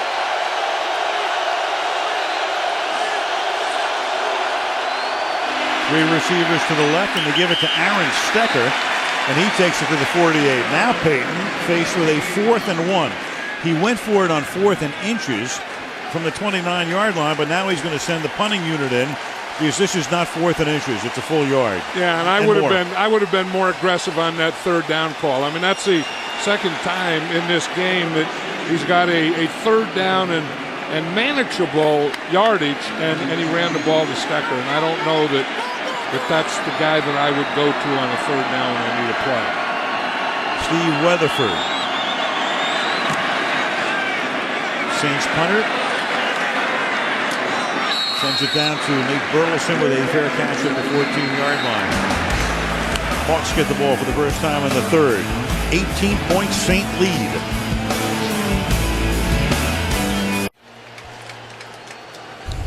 .9:25 left in the 3rd. Aligning the stars for the Seattle Seahawks tonight. Matt Hasselbeck, 148 yards and a touchdown pass. Sean Alexander averaging just 3.1 yards per rush. Burleson, their top receiver, again, they're minus Deion Branch. He's out with a foot sprain for a couple of weeks. DJ Hackett out again. So Burleson and Ingram, the starters tonight. I think when Mike Holmgren was talking to Andrew Kramer about having the run, it's that he has to stay with the run, not abandon it. The fake and the pass out to Bobby Ingram, who picks up a first down. That'll be a gain of 12. They stop Ingram at the 26-yard line. Jason Kraft, the corner, in on the tackle. And that's the type of thing that they have to do. They have to go some play action, and to do that, you have to stay with the run. That was a bootleg. Move Hasselbeck out a little, let him throw and run. Again, let him get in a rhythm now in this second half. Sean Alexander. There was no place to run there. He should have gotten out of that. I mean, they brought the 8th man up, and you talk about having the line of scrimmage stacked or the box stacked. That was completely stacked against the Seahawks. I mean, that's the time. That was like darn near a short yardage. I mean, watch how many guys are up there. I mean, the safety is right up there like a linebacker, so they were really playing them in a 4-4, 4 defensive linemen, and then Josh Bullock's the safety up there in a linebacker position. Must have looked like 15 in the box to Alexander. Right, I would think so, but Hasselbeck had to see the same thing. I mean, that's where you try and get the ball. If they have 8 up there and in the front, they only have 3 left. Defensive end Will Smith just limped off. 2nd down and 10. Hasselbeck stepping up. Nobody's open, and he's taken down at the 25-yard line, and that'll be recorded as a sack. He loses 1, so Brian Young is there to get the sack. Yeah, that's what Gary Gibbs told us. He said that he was going to call more pressured defenses tonight, and he has. And that was a 2nd down blitz, and he's been running a lot of 3rd down blitz also. Behind the pole, Gary Gibbs, former Oklahoma head coach. 2 sacks tonight for his unit. The Saints defense had 1 sack in 4 games total coming into tonight. 3rd down and 11 now. Showing blitz. Here they come, and Hasselbeck gets buried from the outside by the untouched Roman Harper, the safety coming in from the left defensive side. Unblocked, untouched. Down goes Hasselbeck. 4th down. Yeah, then they, as you say, unblocked, untouched, but you kind of know it's coming. I mean, they've been doing this most of the time on 3rd down and a lot of time on 2nd down. They get you in 3rd and long, and that's something maybe you didn't prepare for during the week because the Saints didn't do a lot of that. But within this game, that has become a tendency. Lance Moore back to receive Ryan Plackemeyer's punt. Under 7 to go in the 3rd quarter. 28-10 New Orleans. Again, Boone Stutz to snap it. Another good snap after His bad one cost him a touchdown at the beginning of the game. That takes a good Seattle bounce.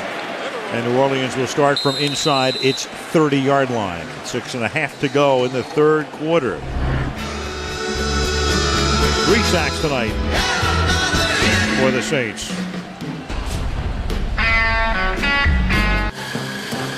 Sunday Night Football brought to you by the Home Depot, the official home improvement sponsor of the NFL. By Marriott, redesigned by business travelers for business travelers. By Nissan, inviting you to shift the way you move through the world. And by Ask.com. Yep, you can find coffee in Seattle. That's the Top Hot on 5th Avenue. One of Dennis Miller's greatest lines was, "Hey, I walked into a Starbucks inside a Starbucks." Yeah, but, that's not even coffee anymore. Remember, he used to go in, give me a cup of mud. Now they put so much stuff in it.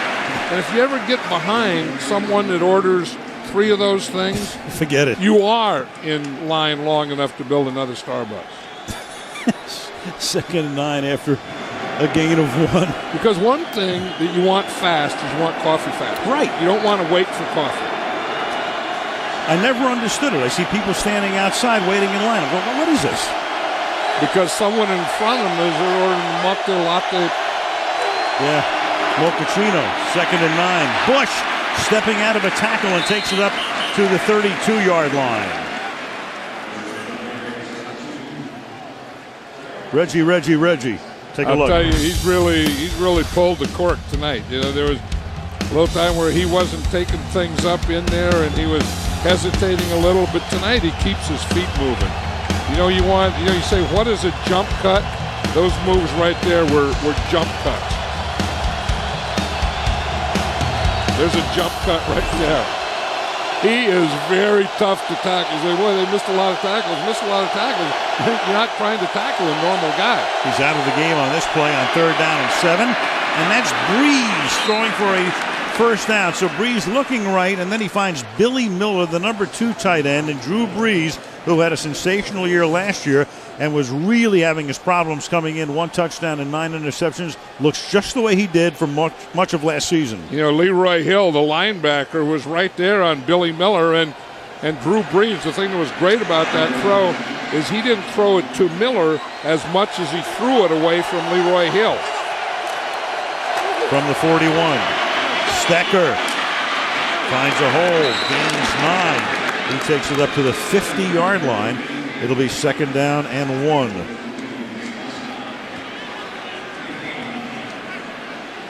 But isn't it something when you have a guy like Reggie Bush and he kind of, hit you inside, hit you outside, hit you with a run, hit you with a pass, that really makes things easier for everyone else in the offense, including the quarterback, Drew Brees.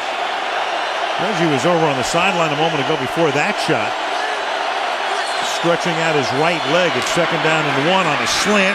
That's David Patton making the catch. And David Patton, the expatriate, takes it to the 41-yard line. That'll be a first down.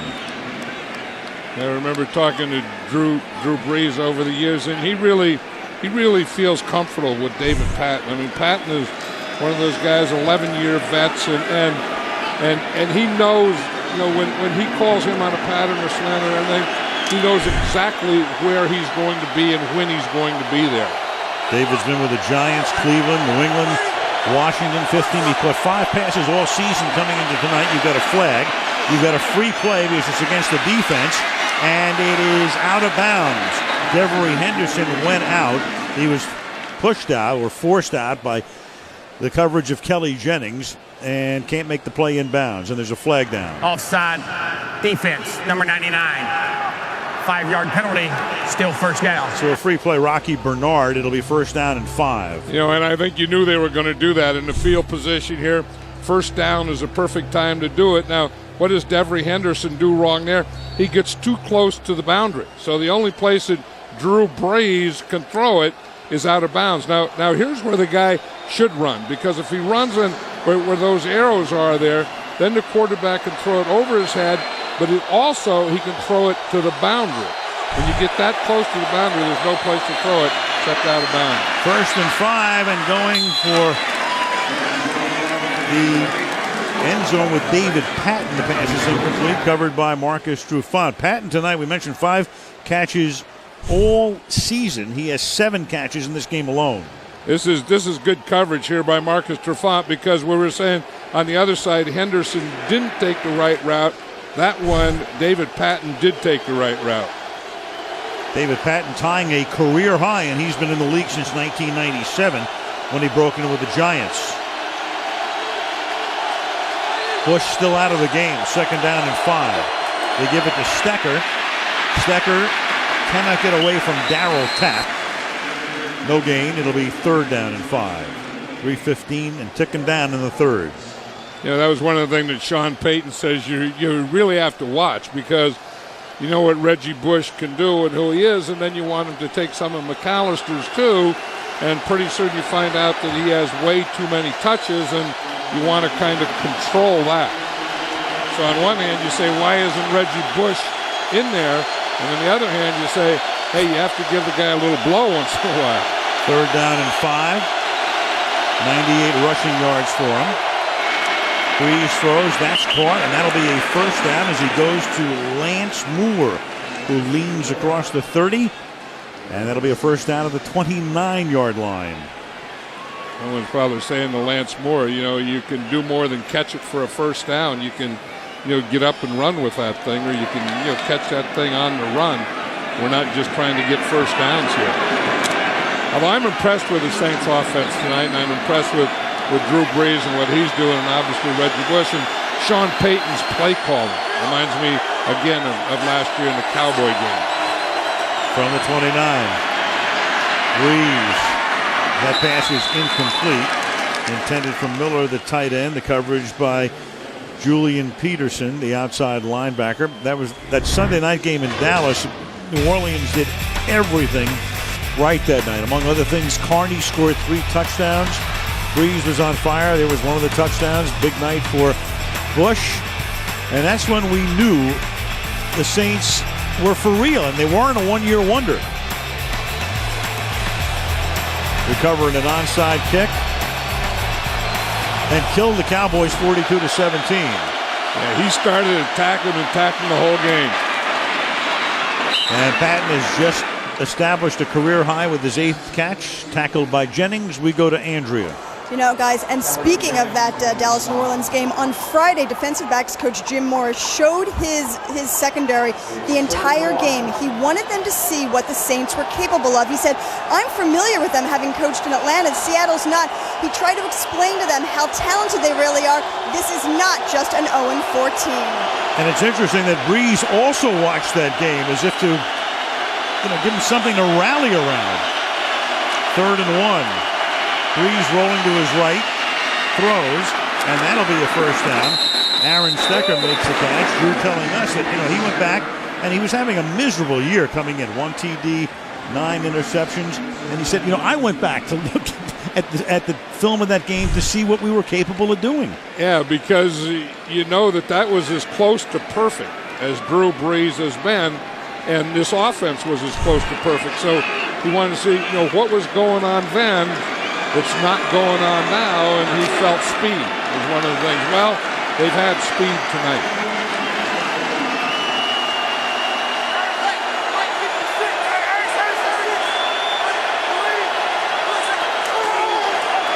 First and 10. Bush loses the ball. And the Seahawks have it. So Reggie Bush inside the 15-yard line. It is Baraka Atkins, rookie defensive end from Miami, who comes up with it.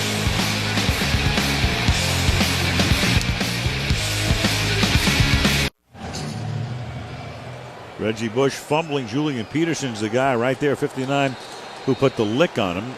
And Atkins recovers. And that pretty much keeps Seattle alive, because New Orleans, long drive, over 6 minutes. Now it's still an 18-point game, not a 21-point game or a 25-point game. Caught by Pollard for a 1st down. Yeah, here's the play you were talking about. Julian Peterson, watch where he comes from. He's out here lined up on the slot, and he's going to get to the inside and come here, and right there. That's the hit that dislodged the ball from Reggie Bush. Bush falling backwards at that point.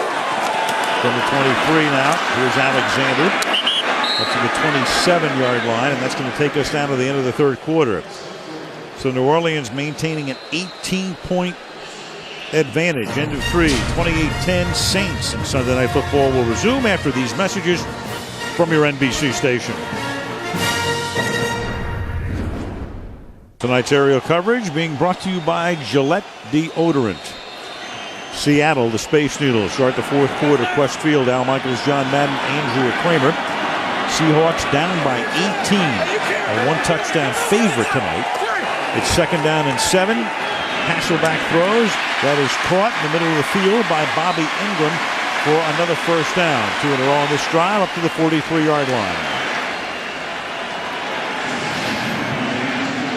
I think that, Mike Holmgren, isn't going to go where he completely abandons the run, but he's getting pretty close to it. I mean, you have to open it up, 3 wide receivers, and we're kind of getting those kinds of things. But he will run now and then, like now. Play pass. And that is caught at the 40-yard line by Nate Burleson. Yeah, you can go back to the run game if you can make it a 2-possession game, but right now it's a 3-possession lead for the Saints. Right, and the thing that Hasselbeck does so well is the play-action pass. So, in order to do that, you have to, keep running the ball once in a while so you can have some effectiveness to your play-action pass. At the 39-yard line. This is their best passing formation. 2 backs, 3 wide receivers. And then they run, and it's Fujita, who was hurt last week, rarely misses a game, but missed one back tonight and stops Alexander behind the line of scrimmage for a loss of 2. Right, and the fans don't like that. I know what Mike Holmgren's doing is once you start calling passes, you don't want to pass every down because it makes it tougher on your pass protection and your linemen and your play action, all those things. But when you do run, you have to have efficient running. I mean, that's part of it too, not just run into the line and lose yards. Alexander averaging 2.5 per carry tonight.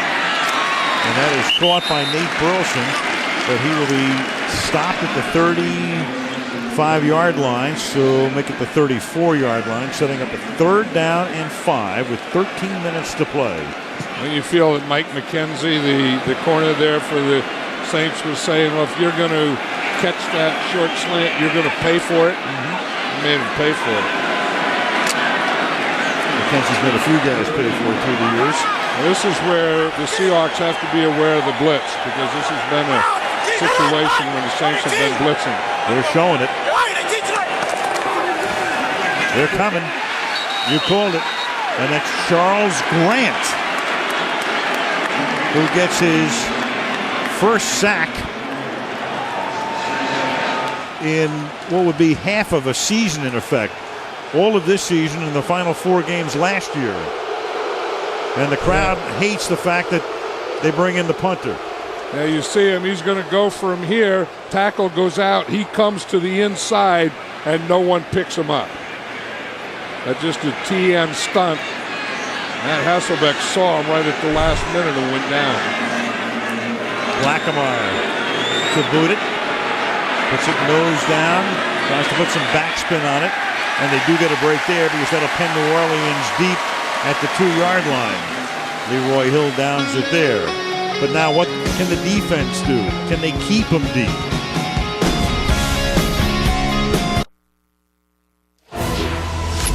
Coming up Wednesday night on NBC at 9 Eastern and Pacific, 8 Central and Mountain.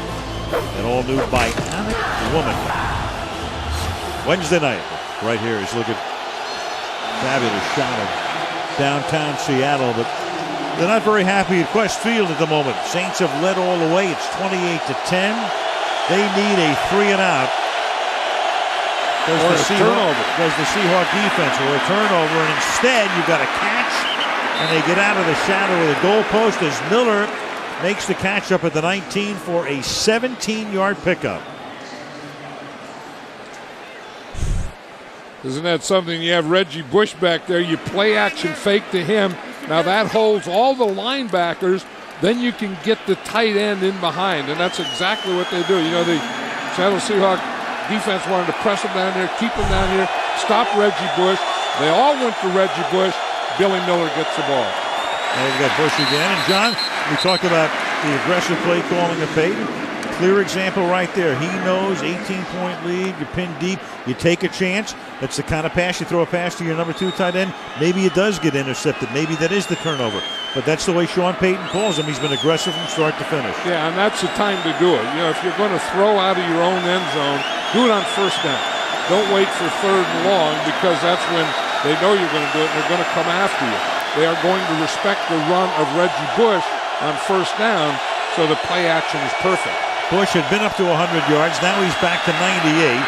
Now Stecker makes the catch on the screen to the 22. Reggie Bush reached 100 yards on the play on which he fumbled. That was a 2-yard game, second 100-yard rushing game of his career, but then gave those 2 back.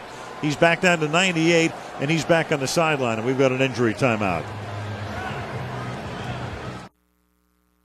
The new season of Heroes is unfolding. Tomorrow a new evil is growing and a new hero is revealed. Heroes tomorrow night, Monday night, right here on NBC. Injury timeout was for Chuck Darby, the starting right defensive tackle for the Seattle Seahawks, and he will be taken back to the locker room. Chuck Darby is 91 right here. Started off getting double teamed. Looked like his foot just got caught in the ground as he went down. You know, and that puts all, see right there. He grabs his right knee. 3rd down and 7 now. Reggie Bush. He's stacked to the left. And makes the catch, but right there he can't hold on anyway. Wouldn't have had the first down. That is Brian Russell. So the Seahawk defense did allow 1 first down, but now they stop in 4th and 7 with 5 ticks over 10 minutes to play in the 4th. And that's a good job by the Seattle Seahawks defense. You know, last time, the last drive of the Saints, even though Reggie Bush fumbled at the end, the Saints still took 7 minutes off the clock. Weatherford's punt. Bouncing. Burleson has to back up. Turn up. Nope. Tackled at the 27-yard line. That's where the Seahawks begin this next drive with 9:50 remaining. In the 4th, 28-10 Saints. I think when you get the ball in the 4th quarter, you got to be aggressive. It's all about finishing right now at this point. And we got to finish the game. Can't get lulled to sleep just because we're playing at home. We're going to stick together, and we're going to finish every game. When the pressure's on, when it gets in a 2-minute drill, it's a matter of keeping your wits about you. Still playing hard, but not letting it be too much. Seattle has no choice but to be aggressive right now as they trail by 18.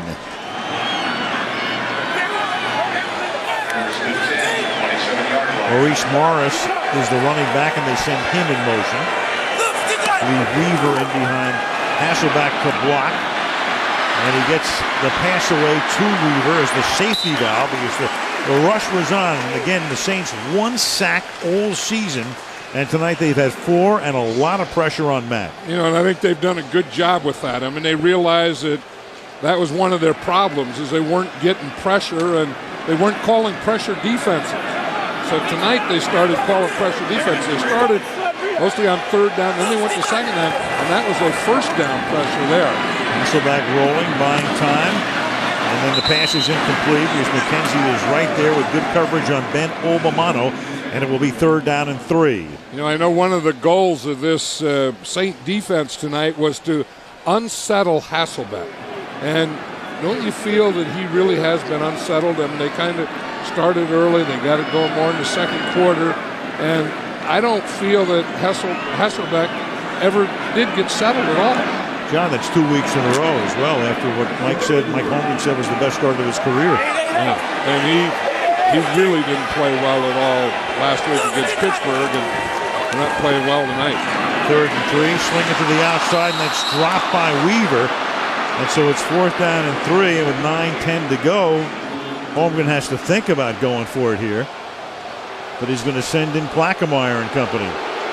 Isn't it funny how that home field advantage and 12th man and all that stuff can turn quickly against you? Well, now they're happier because he sends the offense back out onto the field. They had come off. Now they go back on. But to avoid using a timeout, the play clock's already down to 12. So now they're going to have to spend a timeout. In a 3-possession game, they have to spend a timeout here, but they'll go for it on 4th and 3.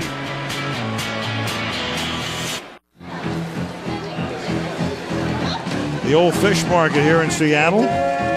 Little fish flinging here. A Bush jersey and a Brees jersey. This is hardly a metaphor for how the game has gone, I got to tell you that. In fact, the fish ate the chef. That's the metaphor.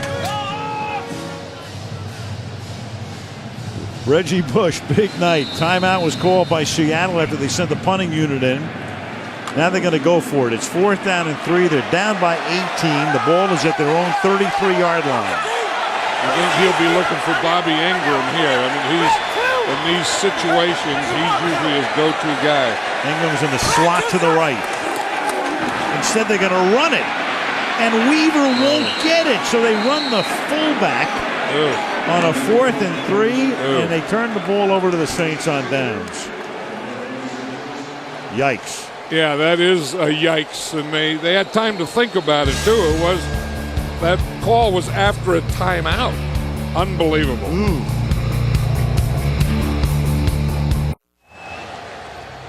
You know what? Those grocery bags are transferable. Years ago, they started in New Orleans. Now they've made their way out west. The way this one is going in Seattle, it's 28-10.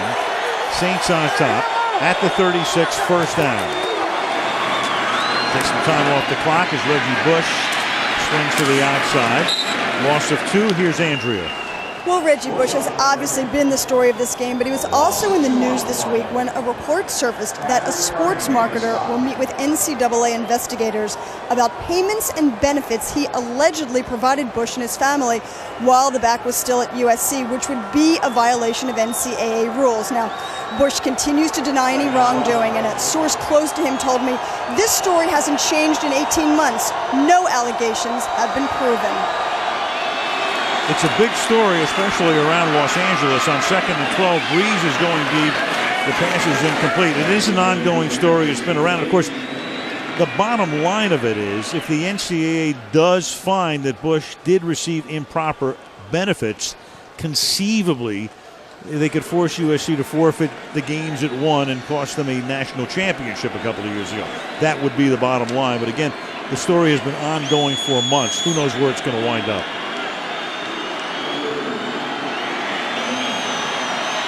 Well, sometimes you dig yourself in a hole like Sean Payton. You come in and you're 0-4, and in some ways maybe you coached yourself into it a little, and you have to coach yourself out of it. He has tonight. Oh, and then Bush drops it out in the flat, so they don't take very much time off the clock and don't gain any yardage. In fact, lose a couple of yards, and it will be 4th down. Yeah, this is where you really miss the toughness of a Deuce McAllister and the tough running. That you get a lead in the 4th quarter on the road, and you have to be able to protect it by running, taking time off the clock, and all those things. So that's another big loss of Deuce McAllister. And it's Weatherford who's trying to punt it into the corner but couldn't. And Seattle will take over the 20-yard line. So back comes the Seattle offense. But nothing's been happening for them tonight. 28-10 New Orleans. 38 points in the game, and as you can see, all of those points in the first half. Scoreless 3rd quarter, scoreless 4th quarter. 8:10 to play now in the 4th. 1st down. Seattle from the 20-yard line. Hasselbeck and his arm will get a workout on this drive, and we'll start with a 1st down as Bobby Ingram makes the catch and takes it across the 30-yard line, and Seattle will have to run the hurry up now. No huddle. That's the play that I thought they would have run on that 4th down when they gave it to Leonard Weaver. One play too late. Hasselbeck pressured out of the pocket, throws, and it is caught at the 37-yard line. Ingram makes that catch before stepping out of bounds, and it will set up a 2nd down and 3. And the challenge flag comes out now from Sean Payton, about as fast as I've ever seen a challenge flag come out. Yeah, especially when it's coming from the other side of the field. Right, completely. Because the ball's completed over here to Ingram. Did he get that right foot down? Did he get the toe down? New Orleans is challenging the ruling on the field of a catch at the sideline. That's on the Seattle sideline, and then it was challenged from the opposite sideline. From 53 1/3 yards away. I think he's going to win the challenge, too.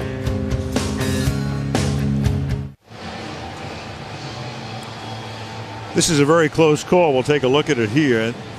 Question is, does he have control of it? Here's After reviewing the play, the receiver had 1 foot off the ground when he finally got possession of the football, and the next step was out of bounds.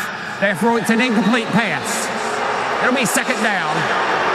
New Orleans is not charged a timeout. Yeah, that's exactly what happened. Watch this. His right foot, he'll drag it. The left foot is down. The ball reaches Ingram, but he doesn't have control of it yet because you see the left hand's off the ball, and as the left hand is off the ball, one leg is up. There it is, the right toe off the ground. When he gets control of it, it's on the chalk. Called exactly right by Triplett. 2nd down and 10 at the 30-yard line.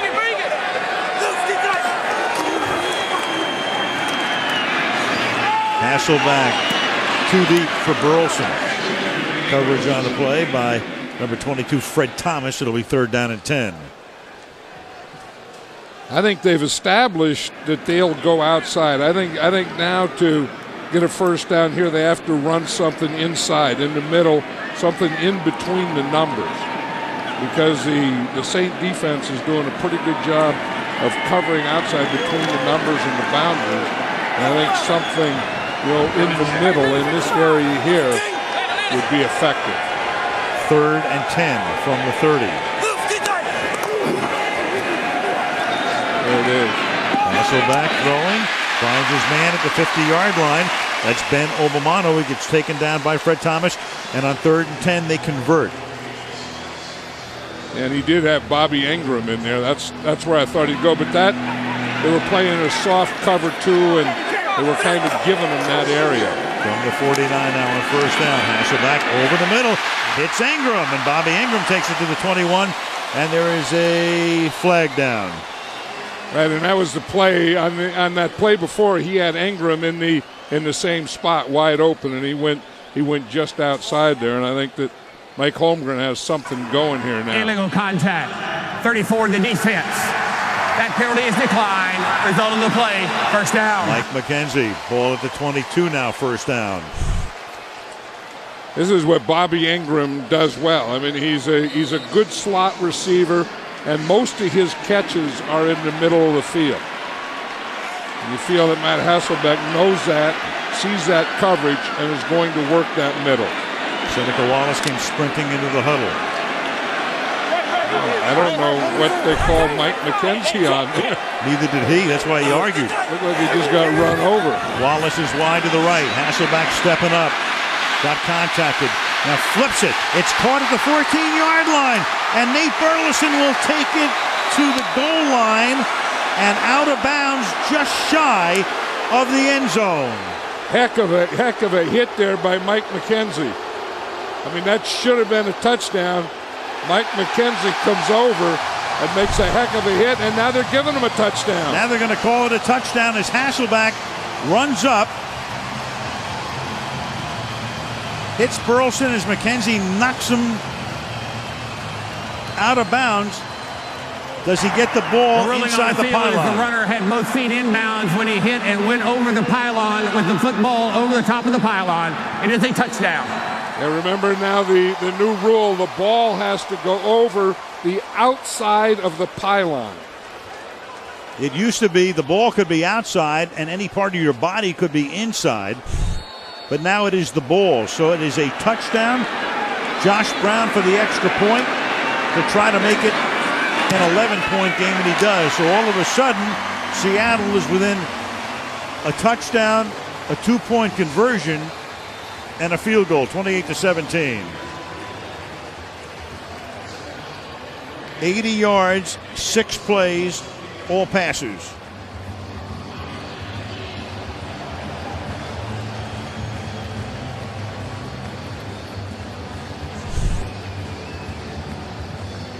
This is what a quarterback has to do. You know, you're not always going to get that perfect thing. So sometimes you have to move and you have to throw out of an awkward position, and sometimes you throw an awkward pass that can turn into a great play.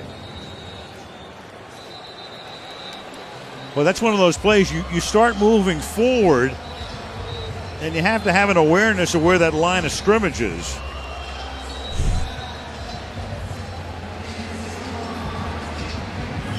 And then that's the thing with a quarterback, you know, you don't want to be a runner, you know, and just run because you want to keep looking downfield as you're running. And if you do that, you'll come up with plays like that. Now the Saints are in an onside prevent here, and you know, I'm not sure that they have to kick an onside kick. Now you have 6.5 to go. It's a 2-possession game. You have 2 timeouts plus the 2-minute warning. But they are going to kick an onside kick, or they're lined up for it, yeah. And that's what they're going to do. But the Saints are going to take it at the 42-yard line, and that's the wide receiver Lance Moore, who will give Drew Brees a short field. Also the game, Drew Brees, best night of the season by far. 109 rating. Reggie Bush had a tremendous first quarter. 96 rushing yards, 44 through the air. And the special teams have come up big with a touchdown and a blocked field goal. And the defense with 4 sacks. First and 10 at the 41-yard line.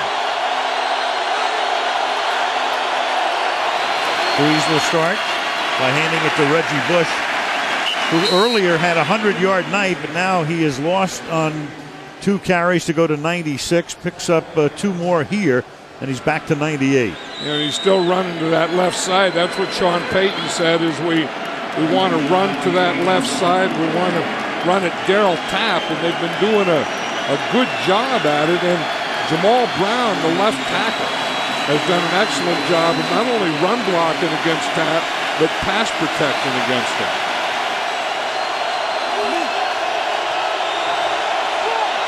Under 6 to play. Bush. Nope. Stopped at the line of scrimmage. Brandon Mebane. Yeah, here's Jamal Brown here, number 70, who was in the Pro Bowl last year. I mean, he's one of the good offensive tackles, a good young offensive tackle, a good pass protector, a good run blocker. One of those guys that has excellent balance and excellent feet. Tapp is a young pass rusher, and the young pass protector has beaten him tonight. Crowd alive, 3rd down and 9 from the 40-yard line. Pressure.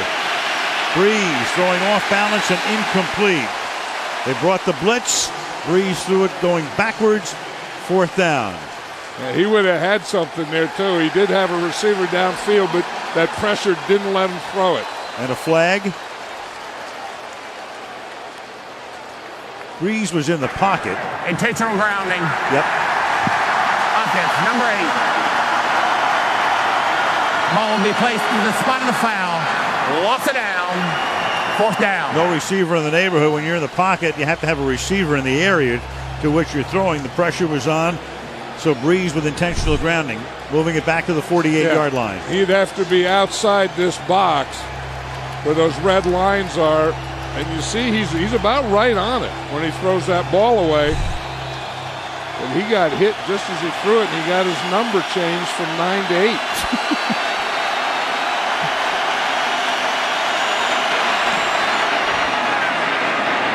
Weatherford's kick.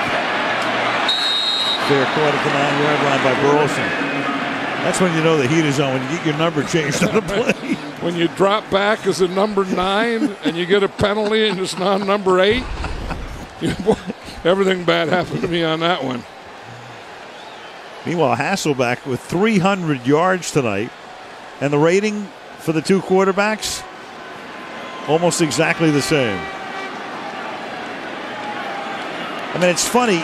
If you watch the whole game, you would think, Brees has had a really good night, and Hasselbeck hasn't, and that those numbers come up, and then all of a sudden they're almost exactly the same. Winning always smells a lot better than losing. Doesn't it? Yeah. As you like to say, the great deodorant from the 9-yard line. Here's Ingram. And McKenzie can't tackle him until he picks up a first down. Under 5 minutes to play. Again, looking ahead, Seattle with 2 timeouts, plus the 2-minute warning in the 2-possession game. I still think they can work the middle in the passing game. I mean, that's where it is. They don't even have anyone in the middle. And now he will work the middle as the third option to the tight end, Marcus Pollard, who gets tackled by Scott Shanley. Hawks on the move, back-to-back first downs up at the 34-yard line.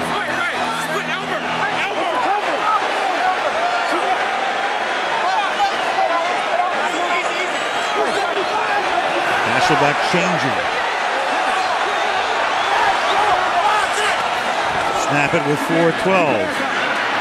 And look out, here comes Roman Harper for his second sack. Again, he comes in unblocked, as he did on that first sack. You see what they did? They put Charles Grant, their left end, and Will Smith, their right end, together, and then brought Roman Harper on the same side, right in here. See, they have their best 2 pass rushers over there, so you're very conscious of them, and then from that same side comes the safety, Roman Harper.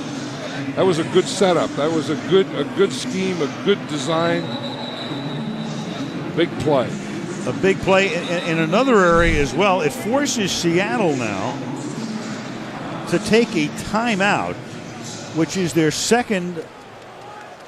That says it all for Mike Holmgren. Now they're down to 1, which is really vital here, plus the 2-minute warning in a 2-possession game. I think the Saints, we talked about the good job they did on offense. They've also done a good job of game planning on defense, going really against what they've been doing and who they've been. And this blitz package tonight has been great for them. Second down and 17. And they're going to run it. And they're going to run it with Weaver. And Weaver's going to pick up a first down and a lot more and only gets stopped by his own man. And he's out of bounds at the 35-yard line. They run Weaver, the fullback, on a 2nd and 17 to 37 yards. That was that same play that they ran on 4th down. And I said, what in the heck was that? So is that they did see something here. They were going to catch him in a stunt. They were going to catch him in a pass rush stunt and then run Leonard Weaver, against that pass rush defense. First down at the 36-yard line. Pressure. Hasselbeck throwing deep. And it is picked off at the 6-yard line by Josh Bullock. So he just throws it up for grabs on a first down, and the Saints take it away. I wouldn't even call that a pass or throwing it up. That was just a sling. They just slinged it out there, and there was nothing there. That play didn't have a chance. I mean, slunged it, whatever he did. Well, he slung it. It's a sling pass that he slung. I mean, the receiver wasn't looking. The defender had him covered. They had an extra guy behind him. I mean, you always say, that's one he wished he had back. That's one that he wished he didn't throw. That was just terrible.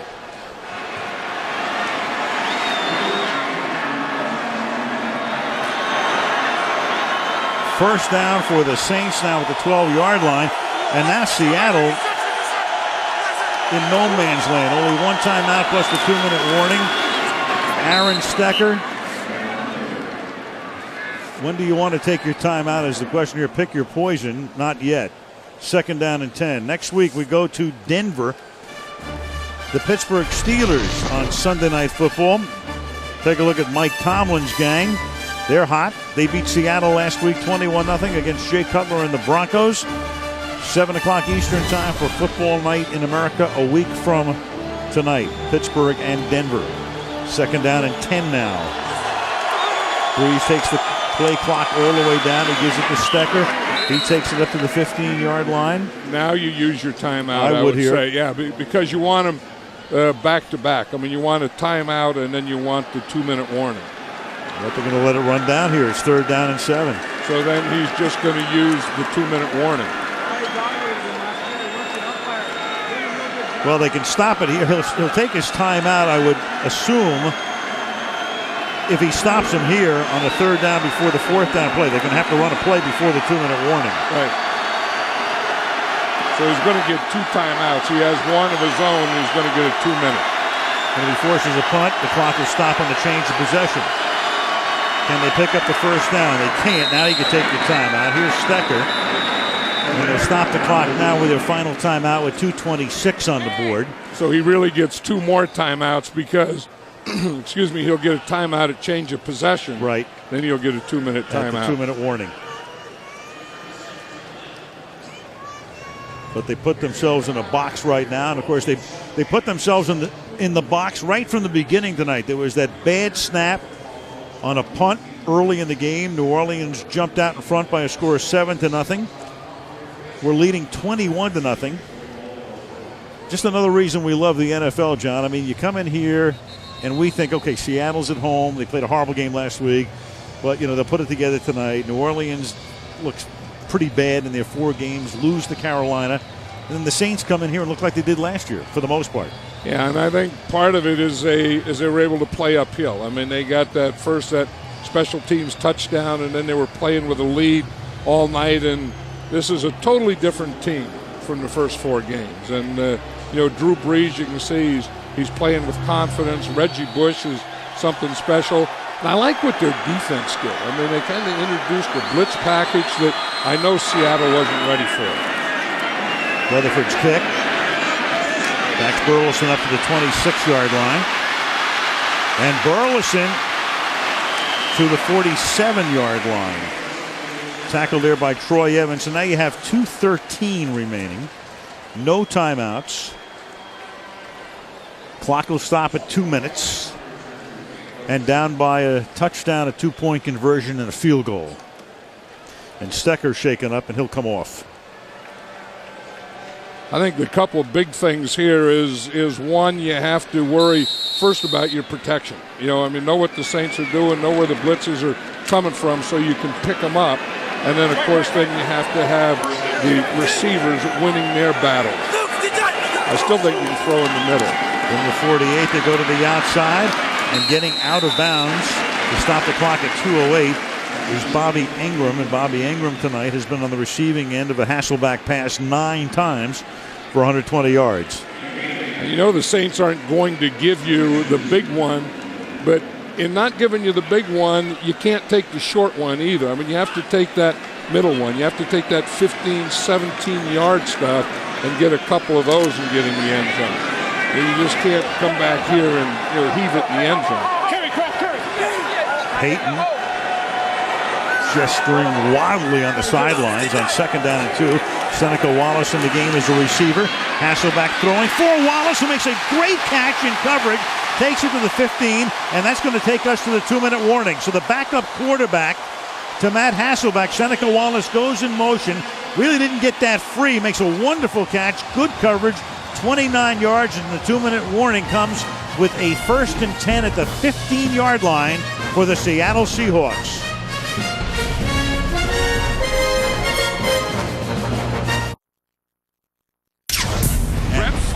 With the ball in Lambeau Field. Last week, on a night when Chicago needs a win desperately, Greasy throws off the play fake to Desmond Clark.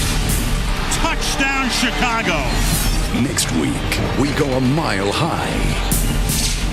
It's all about each other tonight. With the Steelers on the rise. And Big Ben knows what time it is.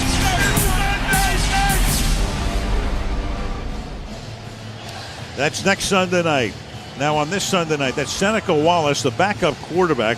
There's some people around here who think if he was a full-time receiver, he'd be a Pro Bowl receiver. I'll tell you what, you make catches like he just made, you might wind up in Hawaii. Yeah, that was Gil Haskell. Remember, he told us that he's the offensive coordinator the Seahawks, and he said if he could have him as a receiver full-time, he'd be a Pro Bowl wide receiver. But obviously you can't have him full-time as a wide receiver because he's your number 2 quarterback. But he is a guy that can make big plays for you, and he just did. From the 15, Hasselbeck going to the corner of the end zone and out of the end zone. McKenzie is right there with the coverage on Nate Burleson. 2nd down and 10, 1:55 to go. I think they have to think now, just get the ball in the end zone, and then they're going to have to think of a 2-point play.